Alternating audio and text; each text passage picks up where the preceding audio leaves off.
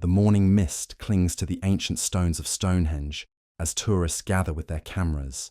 Snapping photos of what they've been told is a marvel of primitive engineering. 4,000 years ago, they're informed by their guidebooks. Bronze Age peoples somehow managed to drag these massive sarsen stones across the English countryside, using nothing but ropes, wooden rollers, and sheer determination.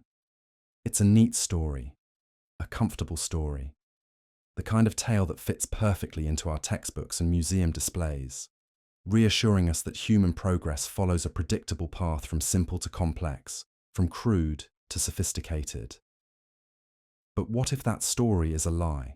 Welcome, seekers of hidden truths, to a journey that will challenge everything you think you know about our ancient past. I'm here to guide you through the shadows of history, where conventional wisdom crumbles like ancient mortar, and impossible questions demand answers that academia refuses to provide. Tonight, we're going to explore a possibility so provocative, so earth-shattering in its implications, that it's been systematically buried beneath layers of scholarly dismissal and institutional silence. What if the megalithic monuments scattered across our planet weren't built by ordinary humans at all, but by beings of extraordinary size and strength? What if giants walked among our ancestors, leaving behind stone testimonies to their existence that we've been trained to ignore? Close your eyes for a moment and imagine standing before the Great Pyramid of Giza, its limestone blocks weighing up to 15 tons each, fitted together with such precision that you can't slide a razor blade between them. Picture the trilithons of Stonehenge, their massive lintels balanced 30 feet above the ground with an engineering confidence that defies explanation. Envision the fortress walls of Sacsayhuaman in Peru, where stones weighing over 100 tons are cut and fitted with such perfection they seem to flow together like liquid granite frozen in time. Now ask yourself this: if you had to move just one of these blocks using Bronze Age technology, how would you do it? How would you lift it? How would you transport it across miles of rough terrain?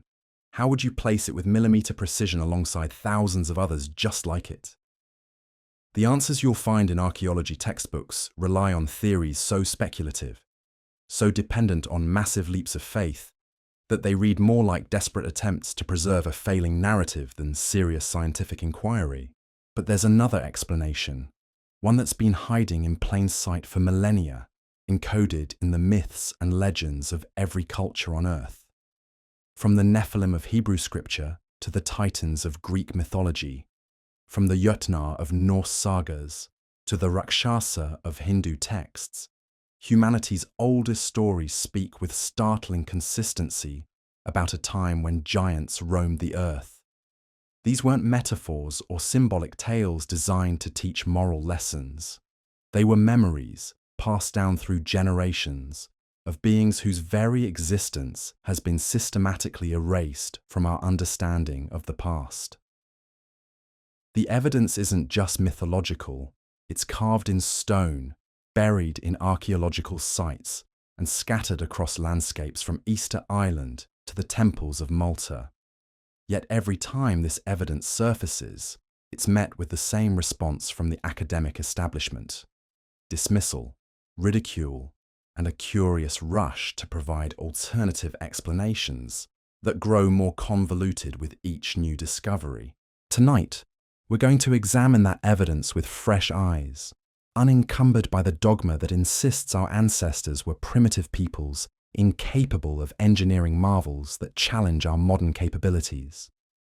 We're going to look at the megalithic monuments not as testaments to human ingenuity, but as something far more extraordinary: the construction projects of a forgotten race of giants whose very existence threatens to rewrite everything we think we know about human history. This isn't just about ancient stones and archaeological mysteries. This is about the systematic suppression of evidence that could revolutionize our understanding of who we are and where we came from. It's about questioning why certain discoveries disappear from public view, why certain researchers find their funding mysteriously cut, and why the study of gigantism in ancient cultures has become the third rail of archaeology. The implications are staggering. If giants built the megaliths, then human civilization isn't the gradual ascent from cave paintings to smartphones that we've been taught to believe. Instead, it's a story of catastrophic loss, of knowledge and capabilities that were once commonplace, but have been forgotten or deliberately hidden. It's a story that suggests we might not be the pinnacle of human achievement, but rather the survivors of a much greater and more mysterious past. But before we can understand the builders, we need to understand what they built. The megalithic monuments of our world aren't random piles of stone thrown together by primitive peoples with too much time on their hands. They're precision instruments, aligned with astronomical phenomena, encoded with mathematical constants, and constructed with an understanding of engineering principles that we're only beginning to appreciate. Consider the sheer scale of what we're dealing with. At Baalbek in Lebanon, the Temple of Jupiter sits atop foundation stones that weigh over 800 tons each. These aren't rough-hewn boulders, but precisely cut and fitted blocks that form a platform so level it could serve as the foundation for a modern skyscraper. The largest of these stones, known as the Stone of the Pregnant Woman, weighs an estimated 1,000 tons and lies partially quarried in a nearby site, as if work stopped suddenly and never resumed.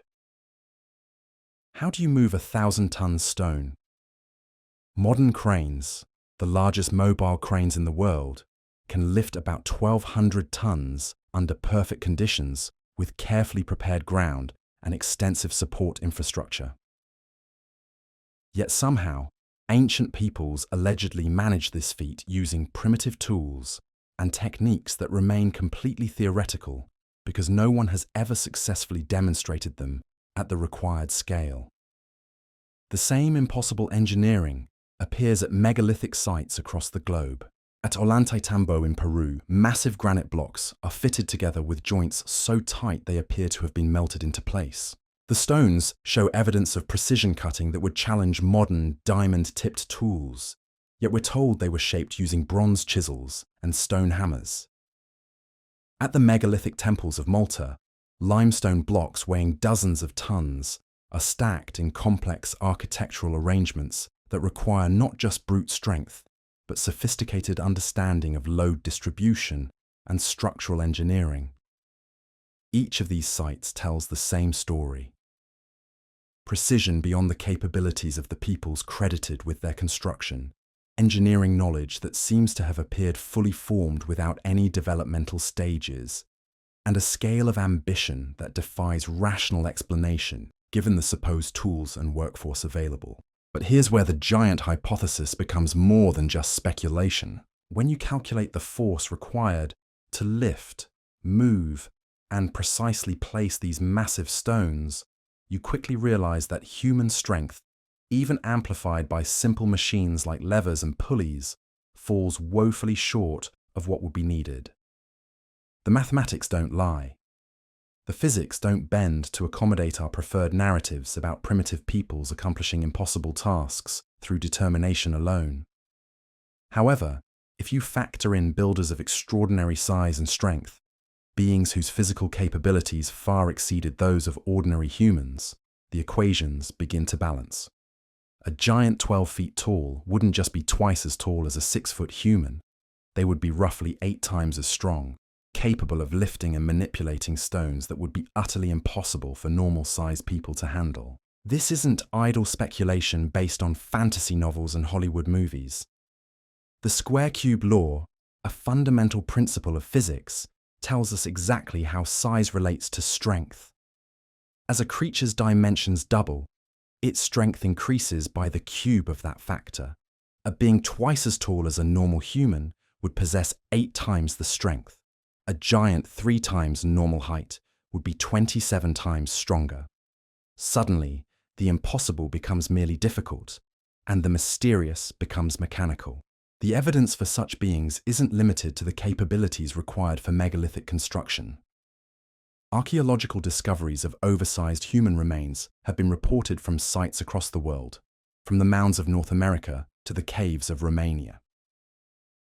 These discoveries are quickly removed from public view, their study restricted to a small circle of researchers who seem remarkably reluctant to discuss their findings in detail. In 1912, archaeologists working at Lovelock Cave in Nevada reportedly discovered the mummified remains of red-haired giants, some measuring over 8 feet in length. Local Paiute legends spoke of these beings as a race of cannibalistic giants who were eventually driven into the cave and destroyed by the combined efforts of neighboring tribes. The remains were photographed, documented, and then mysteriously disappeared into the collections of museums where they remain inaccessible to independent researchers. Similar discoveries have been reported from sites in Ohio, where the extensive mound-building cultures left behind burial sites containing unusually large skeletal remains. Newspaper accounts from the 19th and early 20th centuries are filled with reports of giant skeletons being unearthed during construction projects and archaeological excavations. These accounts are dismissed today as hoaxes or misidentifications, but their sheer number and consistency across different regions and time periods suggests something more significant was being discovered and then systematically suppressed. The suppression isn't accidental. There's a pattern here, a deliberate effort to remove evidence of gigantism from the archaeological record and the public consciousness. Museums that once displayed giant skeletons have quietly removed them from exhibition. Archaeological reports that mention oversized remains are relegated to obscure archives where they gather dust, unread and uncited by modern researchers. Why this systematic erasure? What's so threatening about the possibility that giants once walked the earth? The answer lies in what such a discovery would mean for our understanding of human history and our place in the cosmic order. If giants built the megaliths, then human civilization isn't the steady progression from primitive to advanced that forms the foundation of archaeological theory. Instead, it's a story of decline, of knowledge lost, and capabilities forgotten. More troubling still is what the giant builders might represent. Were they a separate species entirely? Beings who shared the earth with early humans before vanishing into myth and legend? Were they the result of genetic anomalies that produced individuals of extraordinary size and strength? Or were they something else entirely? Visitors from elsewhere, whose presence among our ancestors has been deliberately obscured by those who would prefer certain truths remain hidden. The mythological traditions offer tantalizing clues. The Hebrew Nephilim were described as the offspring of divine beings and human women, giants who walked the earth before the Great Flood. Greek mythology speaks of the Titans, beings of immense size and power who shaped the world before being overthrown by the Olympian gods. Norse legends tell of the Jötnar, giant beings who existed alongside the gods and humans in a complex cosmological arrangement that saw them as both adversaries and necessary components of the world's structure. These aren't isolated cultural aberrations, but consistent themes that appear in the mythological traditions of peoples separated by vast distances and millennia of time. The specificity of these accounts, their technical details about the giants' capabilities and their role in shaping the physical world, suggests they may be cultural memories of actual beings rather than purely symbolic constructs. But if giants built the megaliths, what happened to them? Why did they vanish from the earth, leaving behind only their stone monuments and echoes in human mythology? The answer may lie in the same catastrophic events that destroyed so many other aspects of our ancient past: global floods, climate changes, or conflicts that reshaped the world and eliminated entire populations. The flood narratives that appear in cultures worldwide may record not just a natural disaster, but the end of an age when giants walked among humans. The survivors of these catastrophes, ordinary humans without the extraordinary capabilities of their giant contemporaries, were left to puzzle over the massive stone structures that dotted their landscape, creating explanations and mythologies to account for construction projects that exceeded their own abilities. This interpretation explains not just the technical impossibilities of megalithic construction, but also the curious gaps in our archaeological record. Why do we find no developmental stages in megalithic architecture? Why do the earliest examples of these monuments represent their most sophisticated expressions rather than crude first attempts? If giants built them, there would be no learning curve visible in the archaeological record, because the builders already possessed the knowledge and physical capability required for such projects. The absence of intermediate technologies becomes particularly telling when we examine the tool marks left on megalithic stones. At Pumapunku in Bolivia, andesite blocks display cutting patterns that suggest the use of precision instruments capable of creating perfectly straight lines and exact right angles in one of the hardest stones known to humanity. The surfaces are so smooth they appear polished, yet andesite ranks just below diamond on the hardness scale. No bronze or iron tool could have achieved such results, regardless of how much time and effort was invested. But examine these same cut marks from the perspective of giant builders, and new possibilities emerge. Beings of extraordinary size would have required tools proportional to their stature. A giant 12 feet tall would need cutting implements 3 times larger than those used by normal-sized humans. Such tools, applied with the proportionally greater strength available to their users, could accomplish in hours what would take ordinary humans years to achieve, if they could achieve it at all. The mathematical precision evident in megalithic construction also supports the giant hypothesis in ways that conventional archaeology struggles to explain.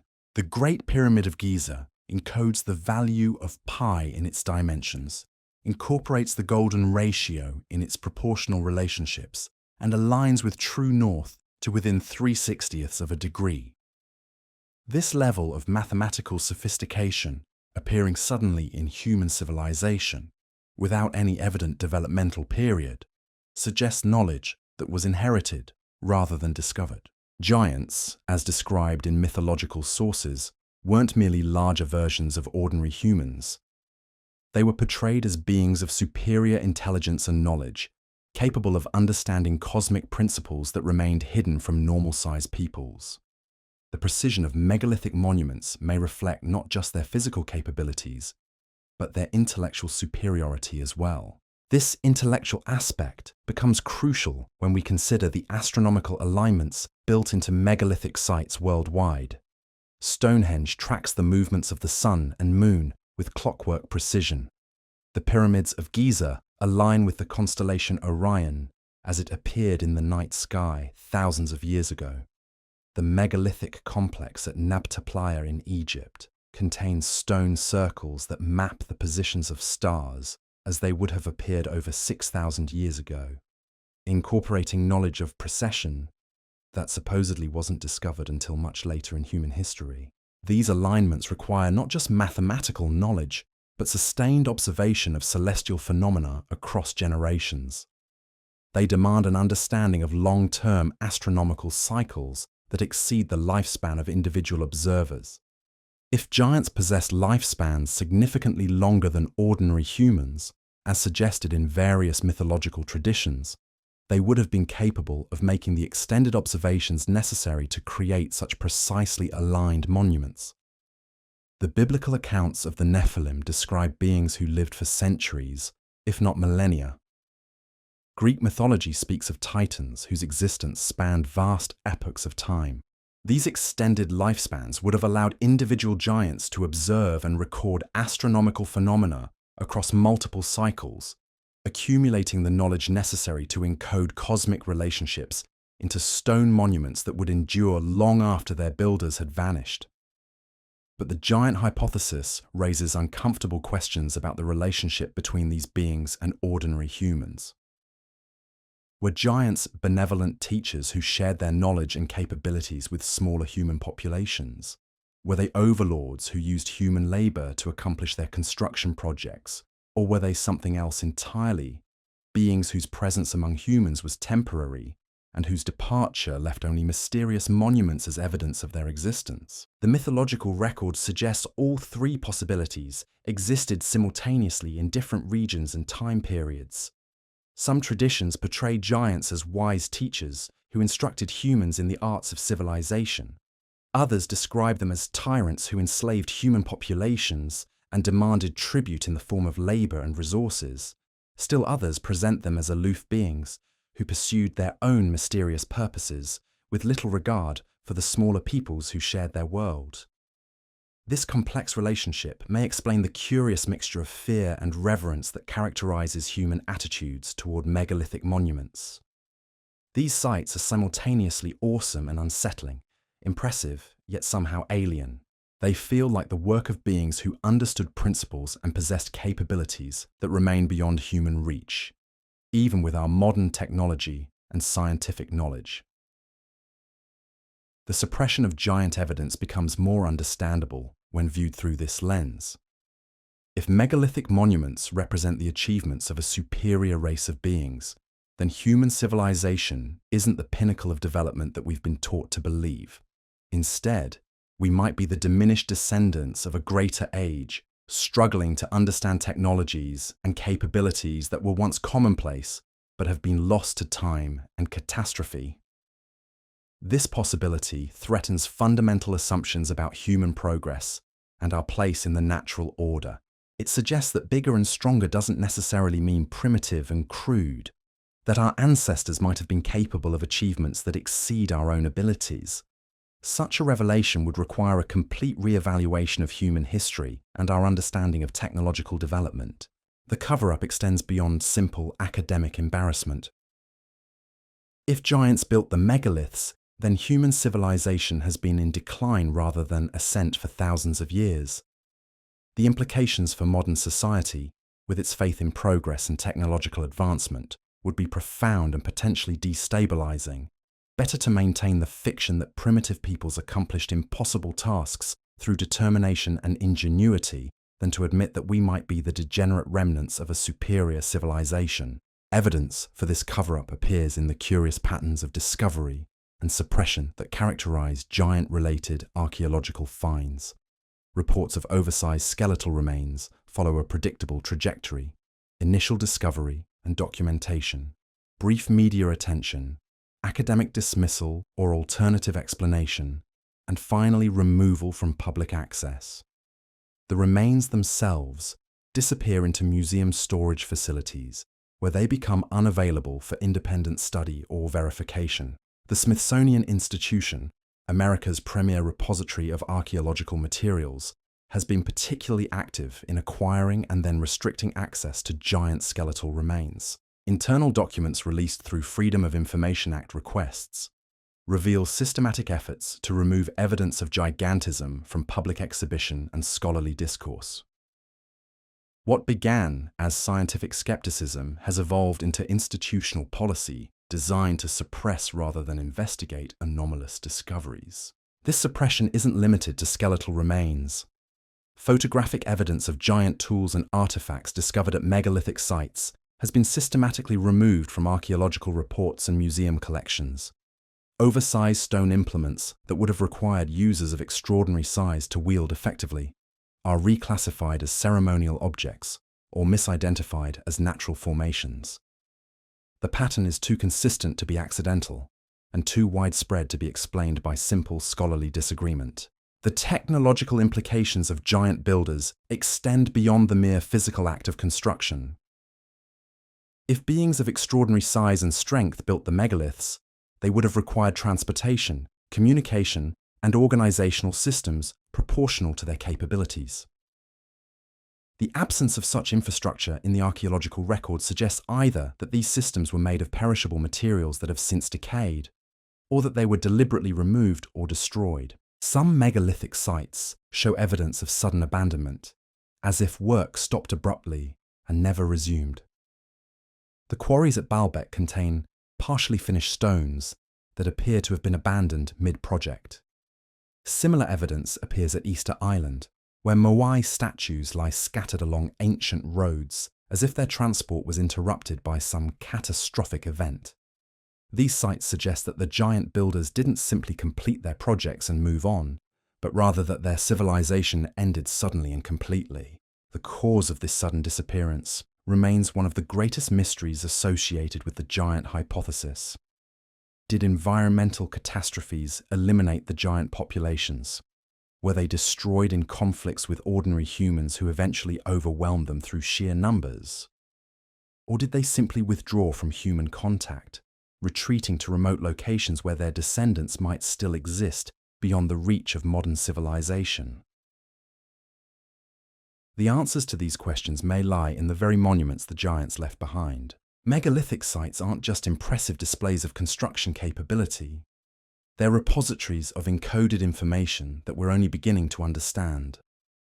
The mathematical relationships, astronomical alignments, and geometric proportions built into these structures may contain messages intended for future generations, capable of deciphering their meaning. If giants possessed knowledge and capabilities that exceeded those of ordinary humans, they might have anticipated their own disappearance and taken steps to preserve essential information for posterity.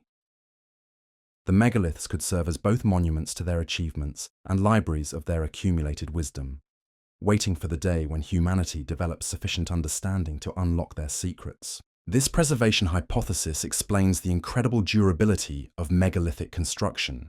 These weren't buildings designed for temporary use, but permanent installations intended to survive geological epochs. The precision of their construction, the quality of their materials, and the care taken in their placement all suggest builders who expected their work to endure long after their own civilization had vanished. The message encoded in stone may be our inheritance from a race of giants whose existence has been systematically erased from human memory. Understanding that message, deciphering the knowledge preserved in megalithic monuments, might be the key to reclaiming capabilities and understanding that were once part of human civilization, but have been lost to time, catastrophe, and deliberate suppression. But first, we must overcome the institutional resistance that has kept this knowledge hidden for centuries. We must demand access to the evidence that's been locked away in museum storage facilities and private collections. We must insist on honest investigation of anomalous discoveries, rather than automatic dismissal based on preconceived notions about human capabilities and historical development. The truth about the giant builders of the megaliths isn't just an academic curiosity or a fascinating historical mystery. It's a key to understanding who we are, where we came from, and what we might be capable of achieving if we can recover the knowledge and capabilities that our ancestors once possessed. The stones are waiting to tell their story, but only if we have the courage to listen and the wisdom to understand what they're trying to teach us. The silence that greets researchers who dare to investigate the giant hypothesis isn't accidental. It's orchestrated, deliberate, and enforced through a network of academic institutions, government agencies, and private organizations that have a vested interest in maintaining the current narrative of human development. This isn't conspiracy theory. It's documented fact, evidenced by the systematic removal of anomalous discoveries from public view and the curious career trajectories of researchers who pursue forbidden lines of inquiry. Dr. Richard Dewhurst spent decades documenting newspaper accounts of giant skeletal discoveries in North America, compiling over 1,000 reports from the 18th and 19th centuries.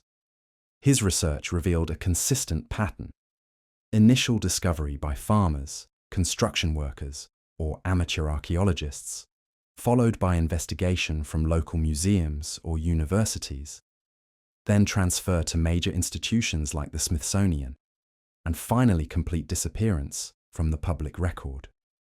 The bones themselves vanished, the documentation was archived in restricted collections, and the sites were either destroyed or declared off-limits to further investigation.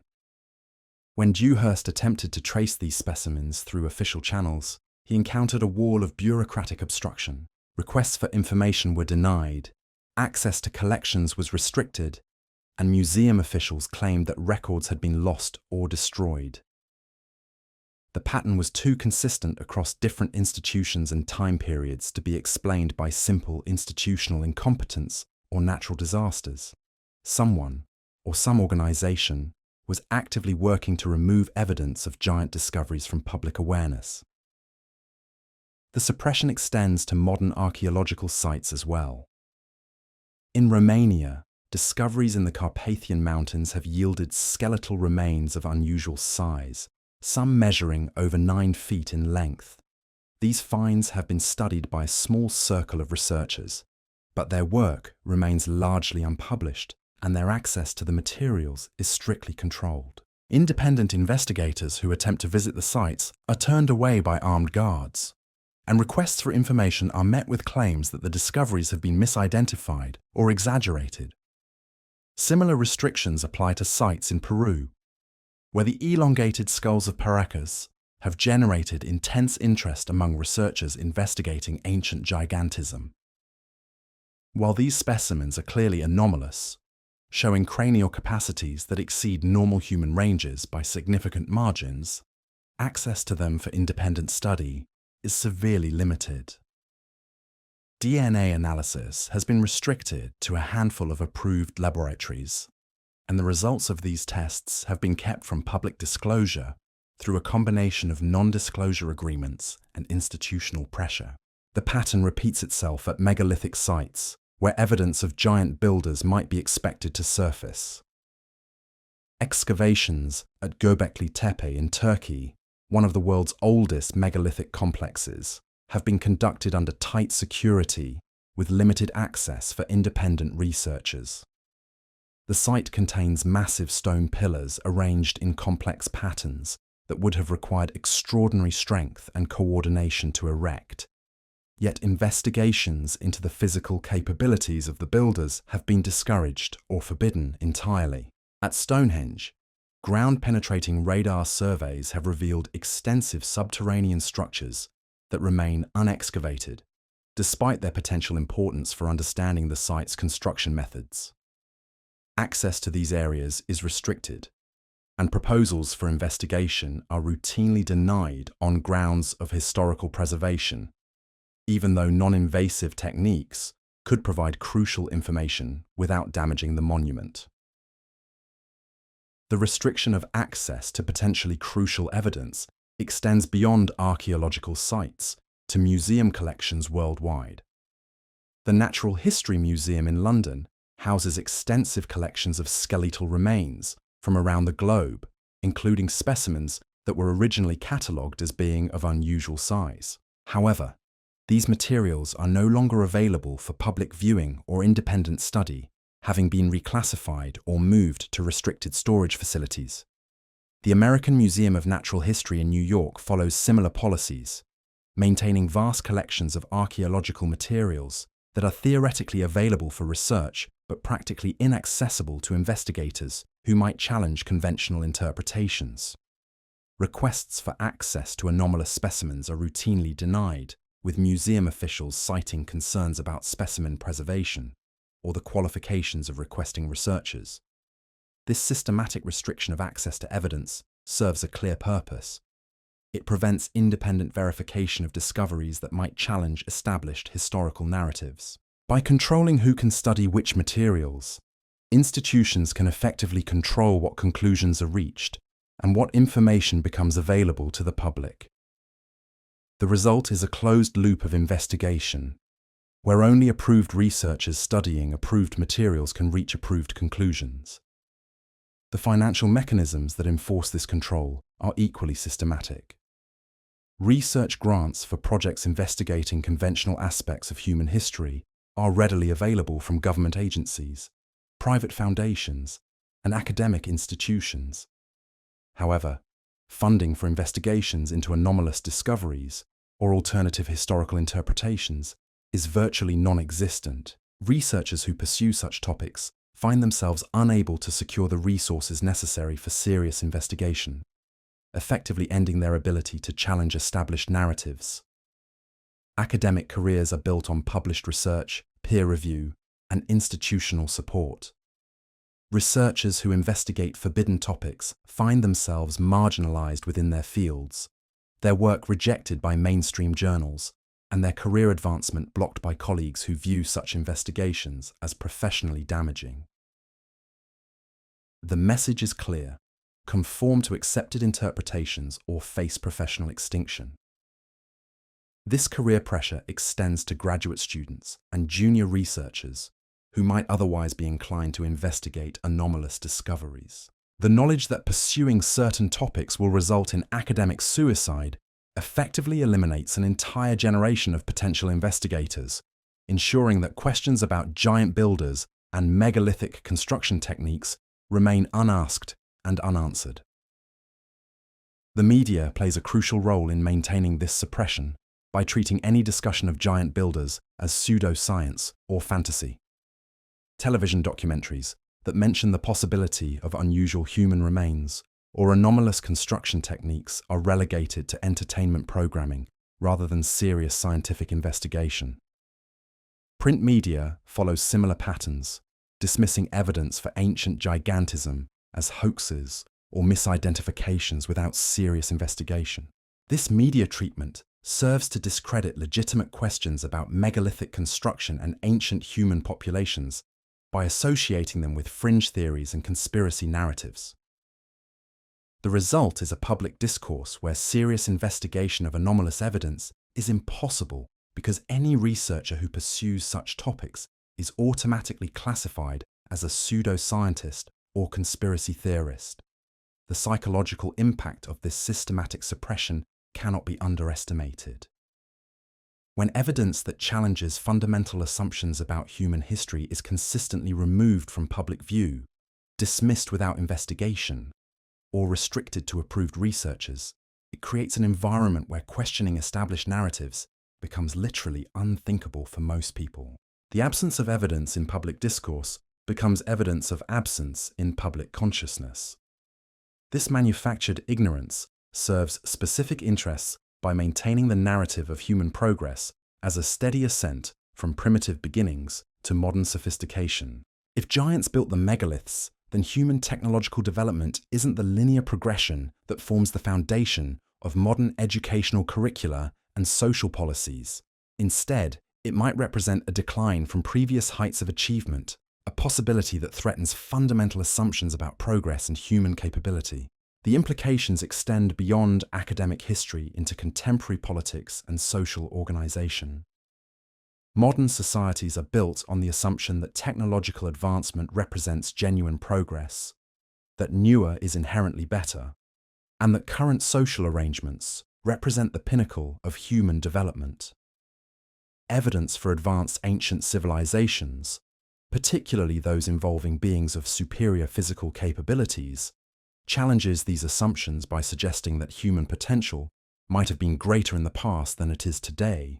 The suppression of giant evidence also serves economic interests by maintaining the market value of conventional archaeological and historical expertise. If fundamental assumptions about human history are incorrect, then entire academic departments, research institutions, and publishing enterprises built on those assumptions lose their credibility and economic viability. The financial incentive to maintain established narratives regardless of contradictory evidence is enormous. Religious institutions have their own reasons for suppressing evidence of ancient giants. Many theological traditions have incorporated evolutionary narratives that portray human development as a gradual ascent from primitive states to spiritual enlightenment. Evidence for advanced ancient civilizations, particularly those involving beings described in religious texts as problematic or adversarial, creates theological complications that religious authorities prefer to avoid. The result is a convergence of academic, economic, political, and religious interests that all benefit from maintaining the current historical narrative, regardless of contradictory evidence. This isn't a conscious conspiracy so much as a system of aligned incentives that automatically suppress information that threatens established power structures and belief systems. Breaking through this suppression requires more than just accumulating evidence. It requires understanding the mechanisms that keep that evidence hidden and developing strategies to circumvent institutional control. Independent researchers working outside traditional academic frameworks have begun to document and analyze anomalous discoveries using crowdfunding, alternative media platforms, and international collaboration to avoid the restrictions imposed by individual governments and institutions. Digital technology offers new possibilities for preserving and disseminating information that would previously have been suppressed or destroyed. High-resolution imaging, three-dimensional modeling, and distributed data storage make it increasingly difficult for institutions to control access to evidence or eliminate records of anomalous discoveries. Social media platforms and alternative information networks allow researchers to communicate directly with interested audiences without relying on traditional gatekeepers in academia or mainstream media. This democratization of information distribution makes it possible to build public awareness of suppressed evidence despite institutional resistance. However, these same technologies are being used to discredit legitimate research through disinformation campaigns that flood alternative media with deliberately false or exaggerated claims about ancient giants and megalithic construction. By associating genuine anomalous evidence with obviously fabricated material, these campaigns serve to discredit all research into forbidden topics through guilt by association. The challenge for serious researchers is to distinguish legitimate anomalous evidence from deliberate disinformation while building public awareness of systematic suppression without falling into conspiracy theory narratives that discredit their work. This requires careful documentation, rigorous analysis, and clear communication about the difference between evidence-based investigation and speculative theorizing.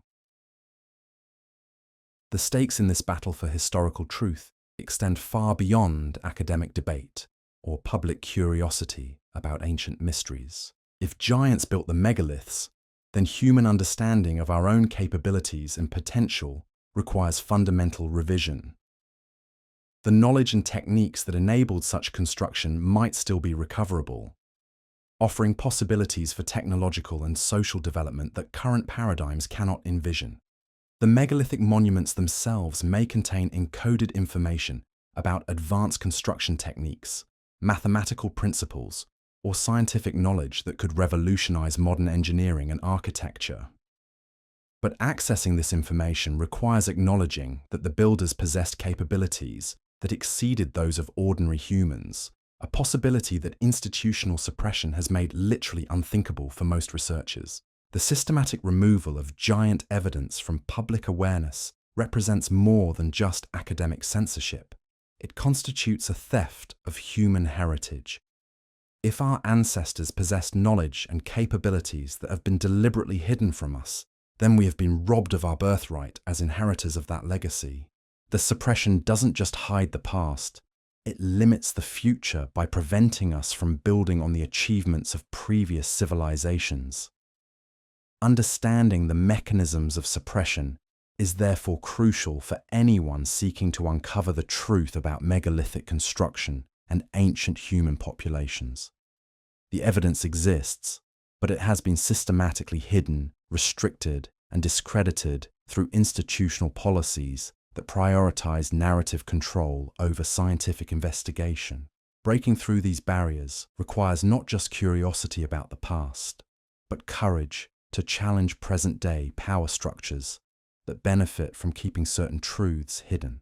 The monuments are still there, waiting to tell their story to anyone with the vision to see beyond conventional interpretations and the determination to pursue truth despite institutional resistance. The giants who built them may be gone, but their legacy remains encoded in stone, accessible to those who refuse to accept that certain questions should never be asked and certain possibilities should never be investigated. But the evidence for giant builders extends far beyond the suppressed skeletal remains and restricted archaeological sites. It's written in the very stones of the megalithic monuments themselves, in proportions and construction details that reveal the true scale of their builders to anyone willing to look with unprejudiced eyes. Consider the massive stone blocks that form the foundation of the Temple of Jupiter at Baalbek. These trilithons, as they're called, measure over 60 feet in length, 14 feet in height, and 12 feet in width. Each weighs approximately 800 tons, making them among the largest worked stones ever incorporated into a human structure. But here's what conventional archaeology doesn't want you to notice. The proportions of these blocks correspond exactly to what you would expect if they were designed to be handled by beings of extraordinary size. A giant 12 feet tall would find an 800-ton block roughly proportional to what a 6-foot human would experience handling a 50-pound stone. The lifting points, the spacing of the blocks, even the height at which they're placed all suggest builders whose physical scale match the monumentality of their construction projects. These aren't random massive stones thrown together by primitive peoples. They're precisely proportioned building materials designed for beings of specific physical dimensions. The same proportional relationships appear at megalithic sites worldwide. The massive sarsen stones of Stonehenge, some weighing 50 tons or more, are arranged in configurations that would be natural and comfortable for builders of extraordinary height. The spacing between the trilithons, the height of the lintels, even the diameter of the stone circle itself all correspond to proportions that would be ergonomically appropriate for giants rather than ordinary humans. At Sacsayhuaman in Peru, the fortress walls are built with stones so massive that conventional explanations for their movement and placement become laughable. Some of these blocks weigh over 100 tons and are fitted together with such precision that no mortar was required. The joints between stones are cut in complex interlocking patterns that would require not just immense strength to position, but extraordinary precision and understanding of structural engineering. But examine these walls from the perspective of giant builders, and the construction techniques become comprehensible. The proportions of the stones, the height of the walls, and the scale of the construction all suggest builders who were physically capable of manipulating such massive materials with the same ease that ordinary humans might handle conventional building stones. The tool marks left on megalithic stones provide additional evidence for builders of unusual size. At Pumapunku in Bolivia, andesite blocks show cutting patterns that suggest the use of tools proportionally larger than anything that could be wielded by normal-sized humans. The straight cuts, perfect right angles, and smooth surfaces achieved in this incredibly hard stone would require cutting implements of extraordinary size and weight, tools that only beings of exceptional strength could effectively use. Similar oversized tool marks appear at megalithic sites throughout the Andes, where the precision of stone cutting exceeds anything achievable with conventional ancient tools. The surfaces are so smooth they appear machine polished, yet they were created using techniques that remain completely mysterious if we assume ordinary human builders. However, if we consider the possibility of giant builders using proportionally scaled tools, these impossible achievements become merely difficult rather than supernatural. The architectural details of megalithic structures also reveal evidence of their builders' extraordinary size. Doorways at ancient sites are often much taller than necessary for ordinary humans, suggesting they were designed for beings of greater stature. The massive stone doorway at Tiwanaku in Bolivia stands over 10 feet high and is carved from a single block of andesite, weighing several tons. This isn't decorative excess. It's functional architecture designed for users who required such dimensions. The same oversized proportions appear in the internal passages of megalithic structures. The Grand Gallery inside the Great Pyramid of Giza rises to a height of nearly 30 feet, far more than would be necessary for ordinary human users. The corbelled ceiling construction technique used to achieve this height would have been unnecessary if the passage were designed for normal-sized people. But it makes perfect sense if the builders needed accommodation for their extraordinary stature. Stone seats and platforms at megalithic sites often display proportions that would be uncomfortable or unusable for ordinary humans, but appropriate for beings of much larger size. The massive stone thrones found at various ancient sites aren't symbolic representations of power. They're functional furniture designed for users whose physical dimensions required such scale. The quarrying techniques used to extract megalithic building stones also suggest builders of unusual capabilities. At the unfinished obelisk at Aswan in Egypt, the granite monolith was being carved directly from the bedrock using techniques that would have required extraordinary strength and endurance to execute. The precision of the cutting, the scale of the undertaking, and the apparent ease with which the work was progressing all suggest builders whose physical capabilities far exceeded those of ordinary humans. The transportation of megalithic stones presents perhaps the most compelling evidence for giant builders.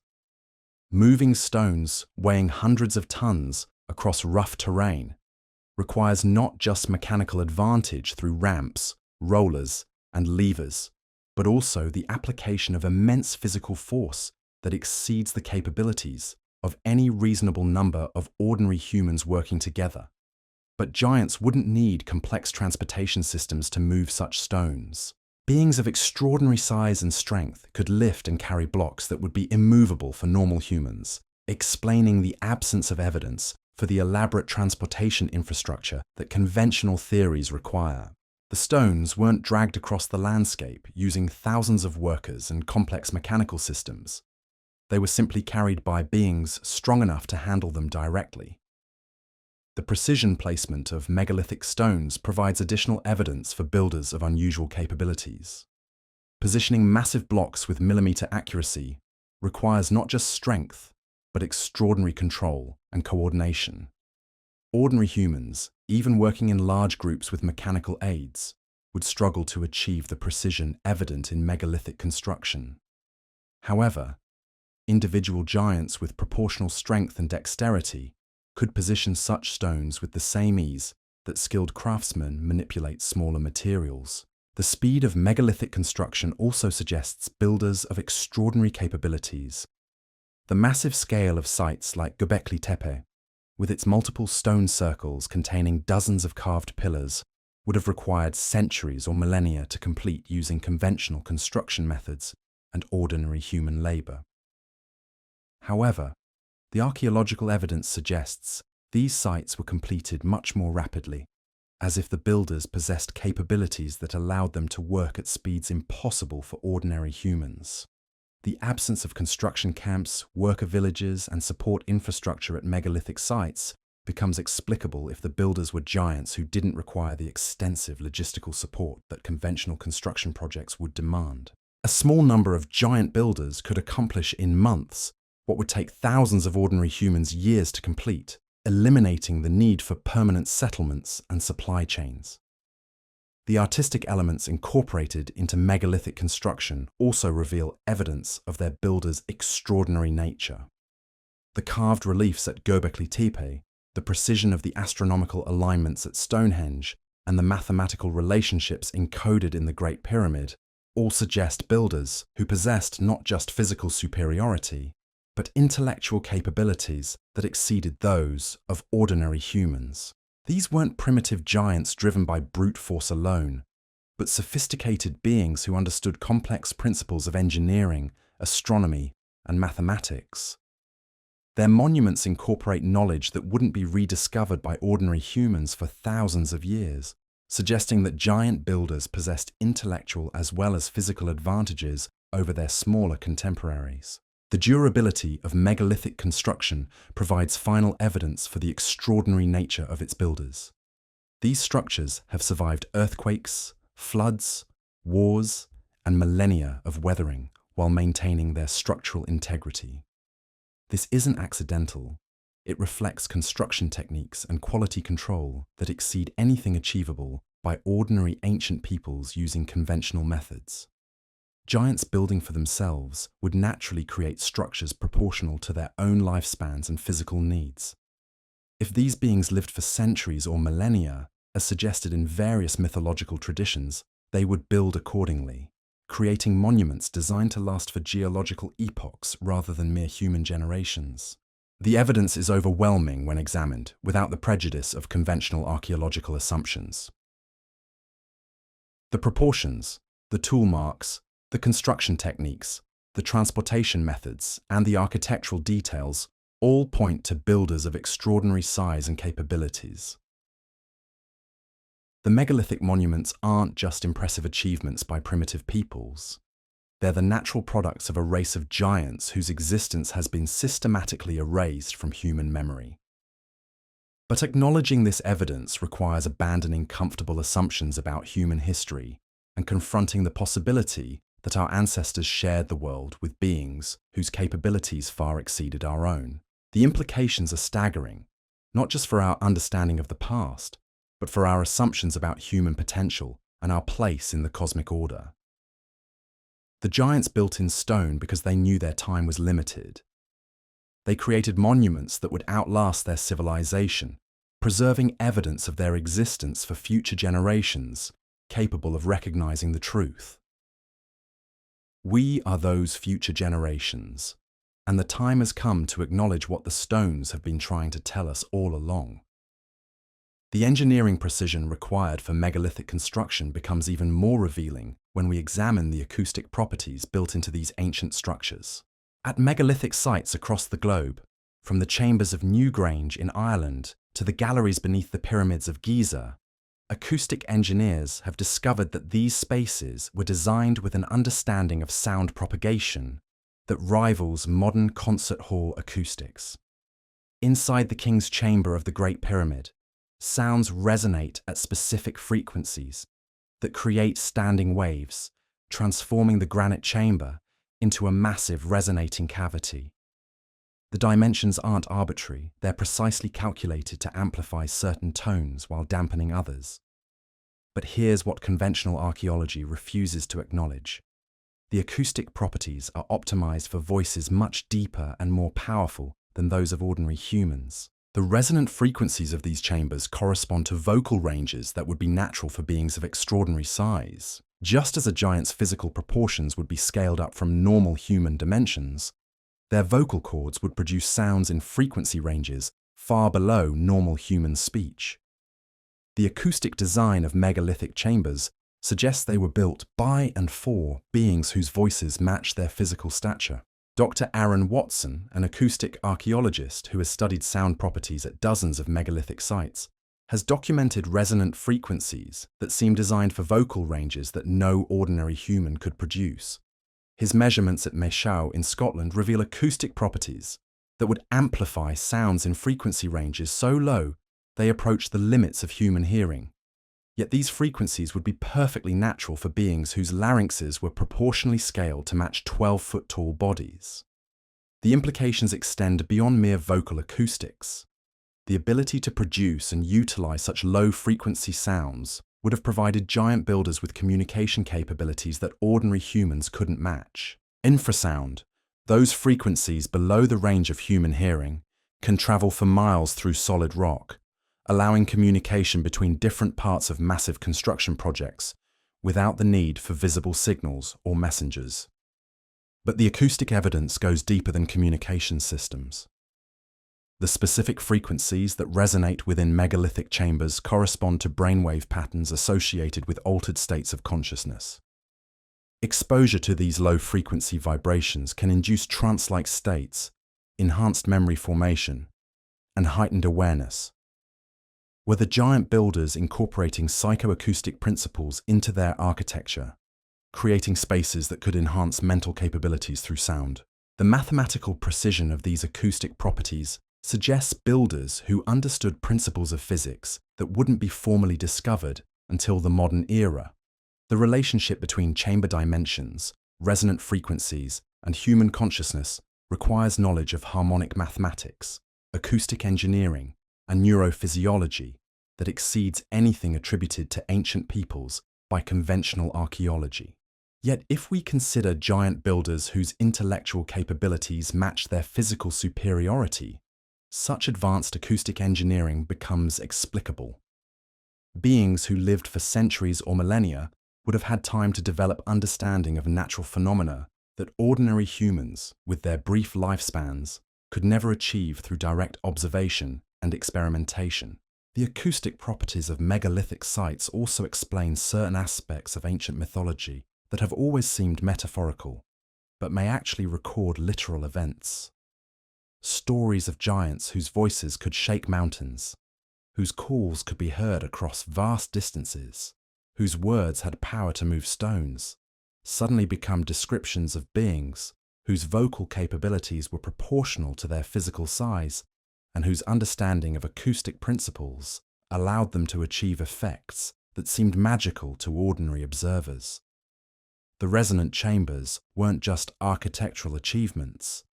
They were technological installations that amplified and focused the natural capabilities of their giant builders. A being whose voice could naturally produce low-frequency sounds would find these chambers multiplying their vocal power, allowing communication across distances that would be impossible for ordinary humans and creating acoustic effects that would seem supernatural to smaller observers. This acoustic evidence provides another piece of the puzzle that conventional archaeology cannot explain through normal means. The precision of the engineering, the sophistication of the physics involved, and the optimization for vocal ranges that no ordinary human could produce all point to builders whose capabilities exceeded those of normal-sized peoples by orders of magnitude.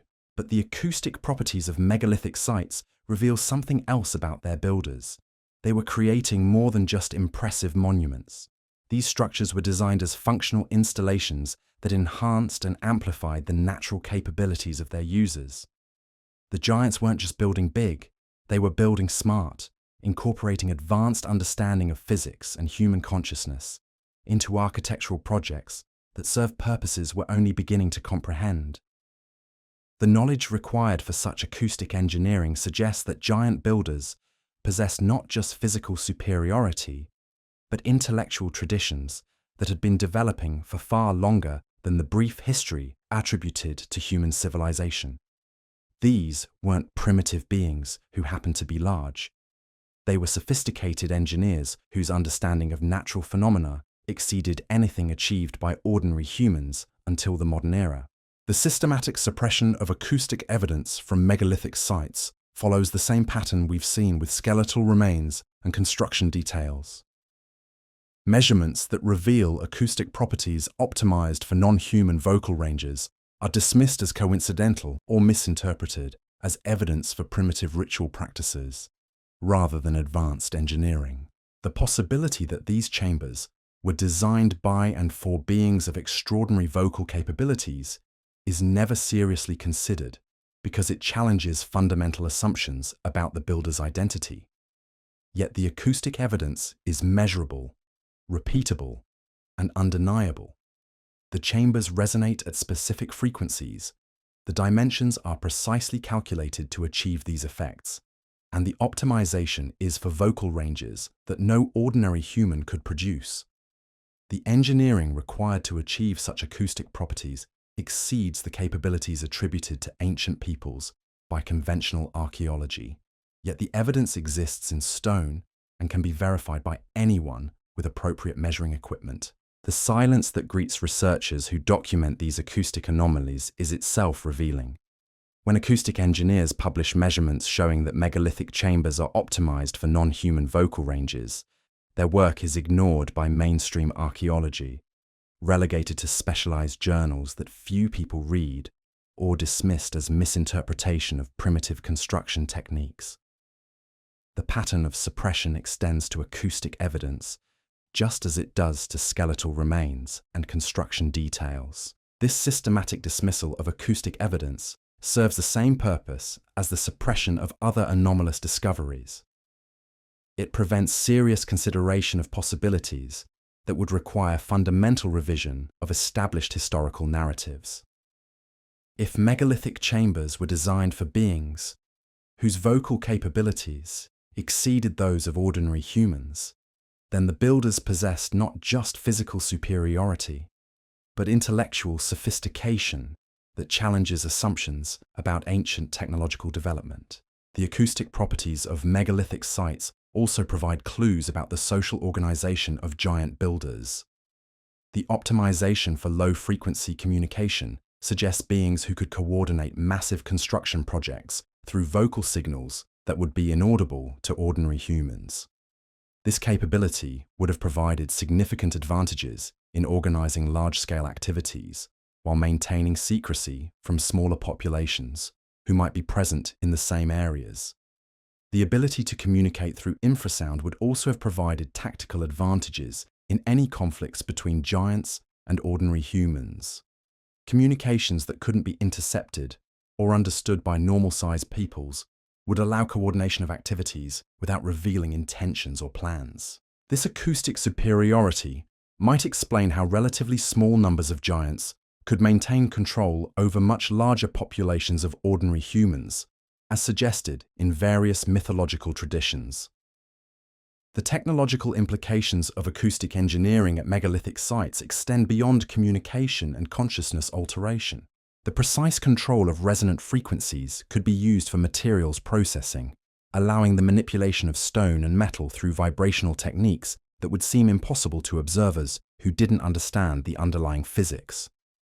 Were the giants using acoustic technologies to achieve construction feats that appear supernatural because the methods are invisible to conventional analysis?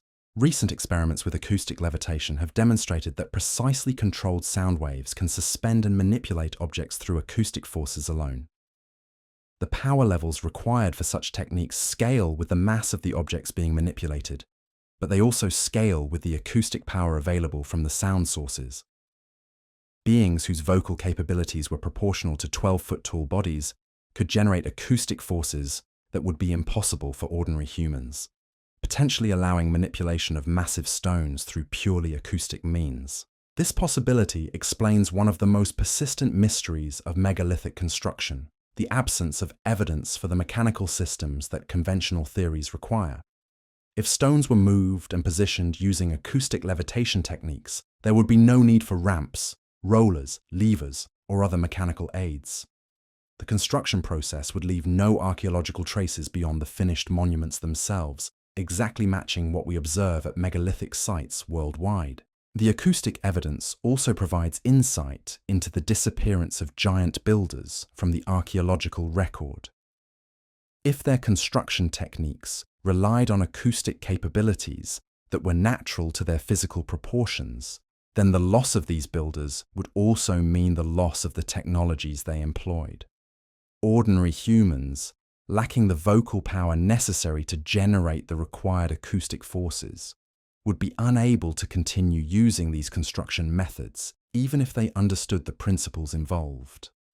This technological dependence on the builder's physical characteristics would explain why megalithic construction techniques were never successfully replicated by later civilizations. It wasn't just a matter of lost knowledge. It was the loss of physical capabilities that were integral to the construction process itself. Without giants to provide the acoustic power necessary for these techniques, the technology became literally impossible to use regardless of theoretical understanding. The preservation of acoustic properties in megalithic chambers represents a form of technological archaeology that the giant builders may have intended for future discovery. By encoding their acoustic capabilities into the architecture itself, they created a permanent record of their physical and intellectual achievements that would survive long after their civilization disappeared. The chambers serve as both monuments to their existence and demonstrations of capabilities that exceeded those of ordinary humans. Understanding the acoustic evidence for giant builders requires abandoning assumptions about ancient technological limitations and recognizing that beings of extraordinary physical capabilities would naturally develop technologies that exploited those capabilities. The acoustic engineering evident in megalithic sites isn't primitive ritual construction. It's sophisticated technology that amplified and focused the natural abilities of its builders. The systematic suppression of this acoustic evidence serves the same institutional interests that benefit from hiding skeletal remains and construction details. Acknowledging that megalithic chambers were designed for beings whose vocal capabilities exceeded those of ordinary humans would require admitting that ancient technological development followed paths that conventional archaeology cannot explain through normal human capabilities alone. But the acoustic properties of these ancient chambers remain measurable and undeniable, waiting for researchers with the courage to investigate their implications honestly. The stones still resonate at frequencies optimized for voices deeper and more powerful than any ordinary human could produce, preserving evidence of builders whose capabilities match the monumentality of their achievements. The giants built their acoustic properties into stone because they knew that sound, like the stones themselves, would outlast the civilizations that created them. In the resonant chambers of megalithic sites, we can still hear echoes of voices that were silenced millennia ago, calling to us across the ages with frequencies that only beings of extraordinary stature could have produced. The evidence for giant builders extends into realms that conventional archaeology refuses to explore, hidden in the very DNA of human populations that lived in proximity to megalithic sites. Genetic studies of isolated populations in regions with heavy megalithic construction reveal anomalous markers that suggest interbreeding with beings whose genetic structure differed significantly from that of ordinary humans. Dr. Melba Ketchum's controversial genetic research, though suppressed by mainstream scientific journals, documented DNA sequences in certain populations that contain genetic markers unlike anything found in normal human populations. These sequences, found primarily in individuals from regions with extensive megalithic remains, suggest the presence of genetic material from beings whose physical characteristics would have been dramatically different from ordinary humans. The genetic anomalies aren't random mutations or laboratory contamination, as critics claim. They appear consistently in specific geographic regions and show patterns of inheritance that indicate they originated from a distinct population that interbred with early human groups. The characteristics suggested by these genetic markers include increased bone density, enhanced muscle fiber development, and skeletal proportions that would result in individuals of extraordinary size and strength. Most tellingly, these genetic anomalies appear most frequently in populations from areas with the most impressive megalithic construction. The correlation isn't coincidental. It suggests that the builders of these monuments left genetic traces in the human populations they encountered, creating hybrid lineages that carried diluted versions of the giants' physical capabilities.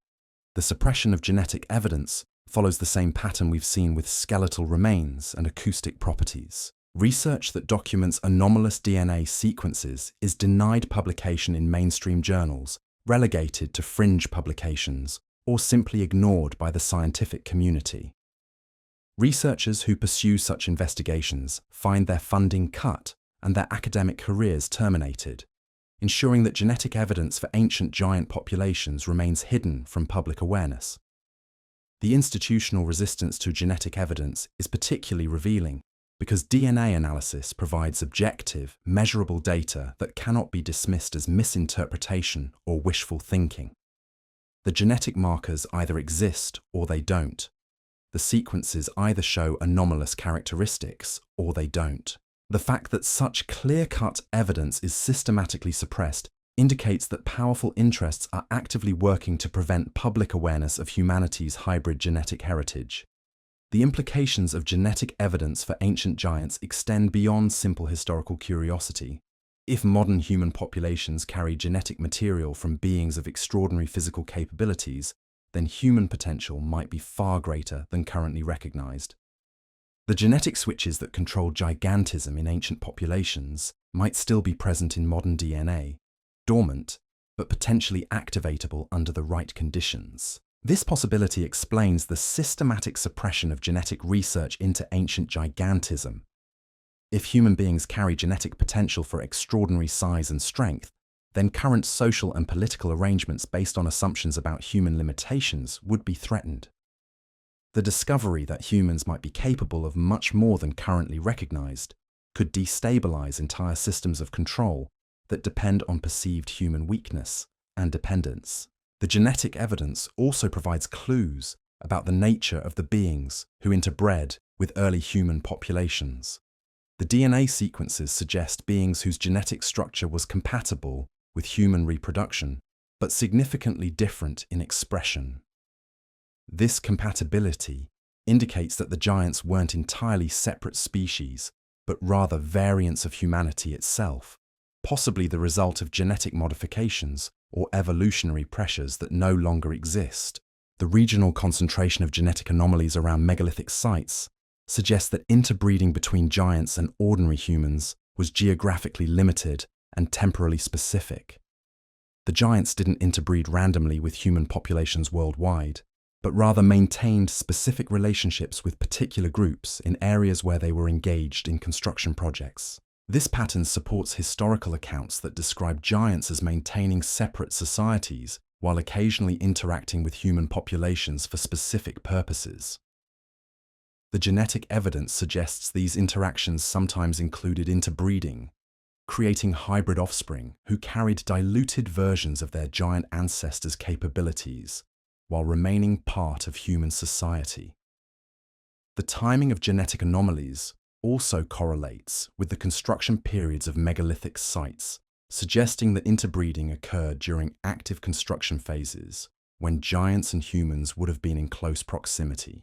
As construction projects were completed and giant populations withdrew or disappeared, the frequency of interbreeding decreased, leaving genetic traces that became increasingly diluted over subsequent generations.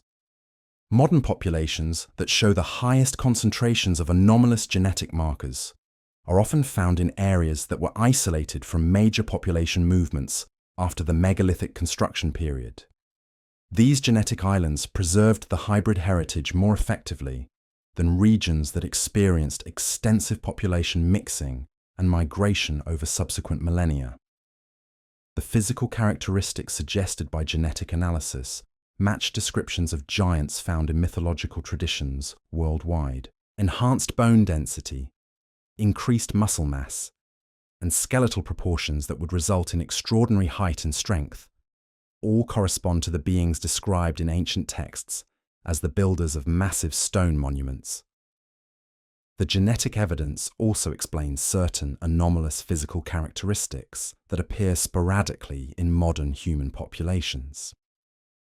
Individuals of unusual height and strength, often dismissed as statistical outliers or medical anomalies, may actually represent genetic throwbacks to their giant ancestry, expressions of dormant genetic potential that occasionally manifests in modern populations.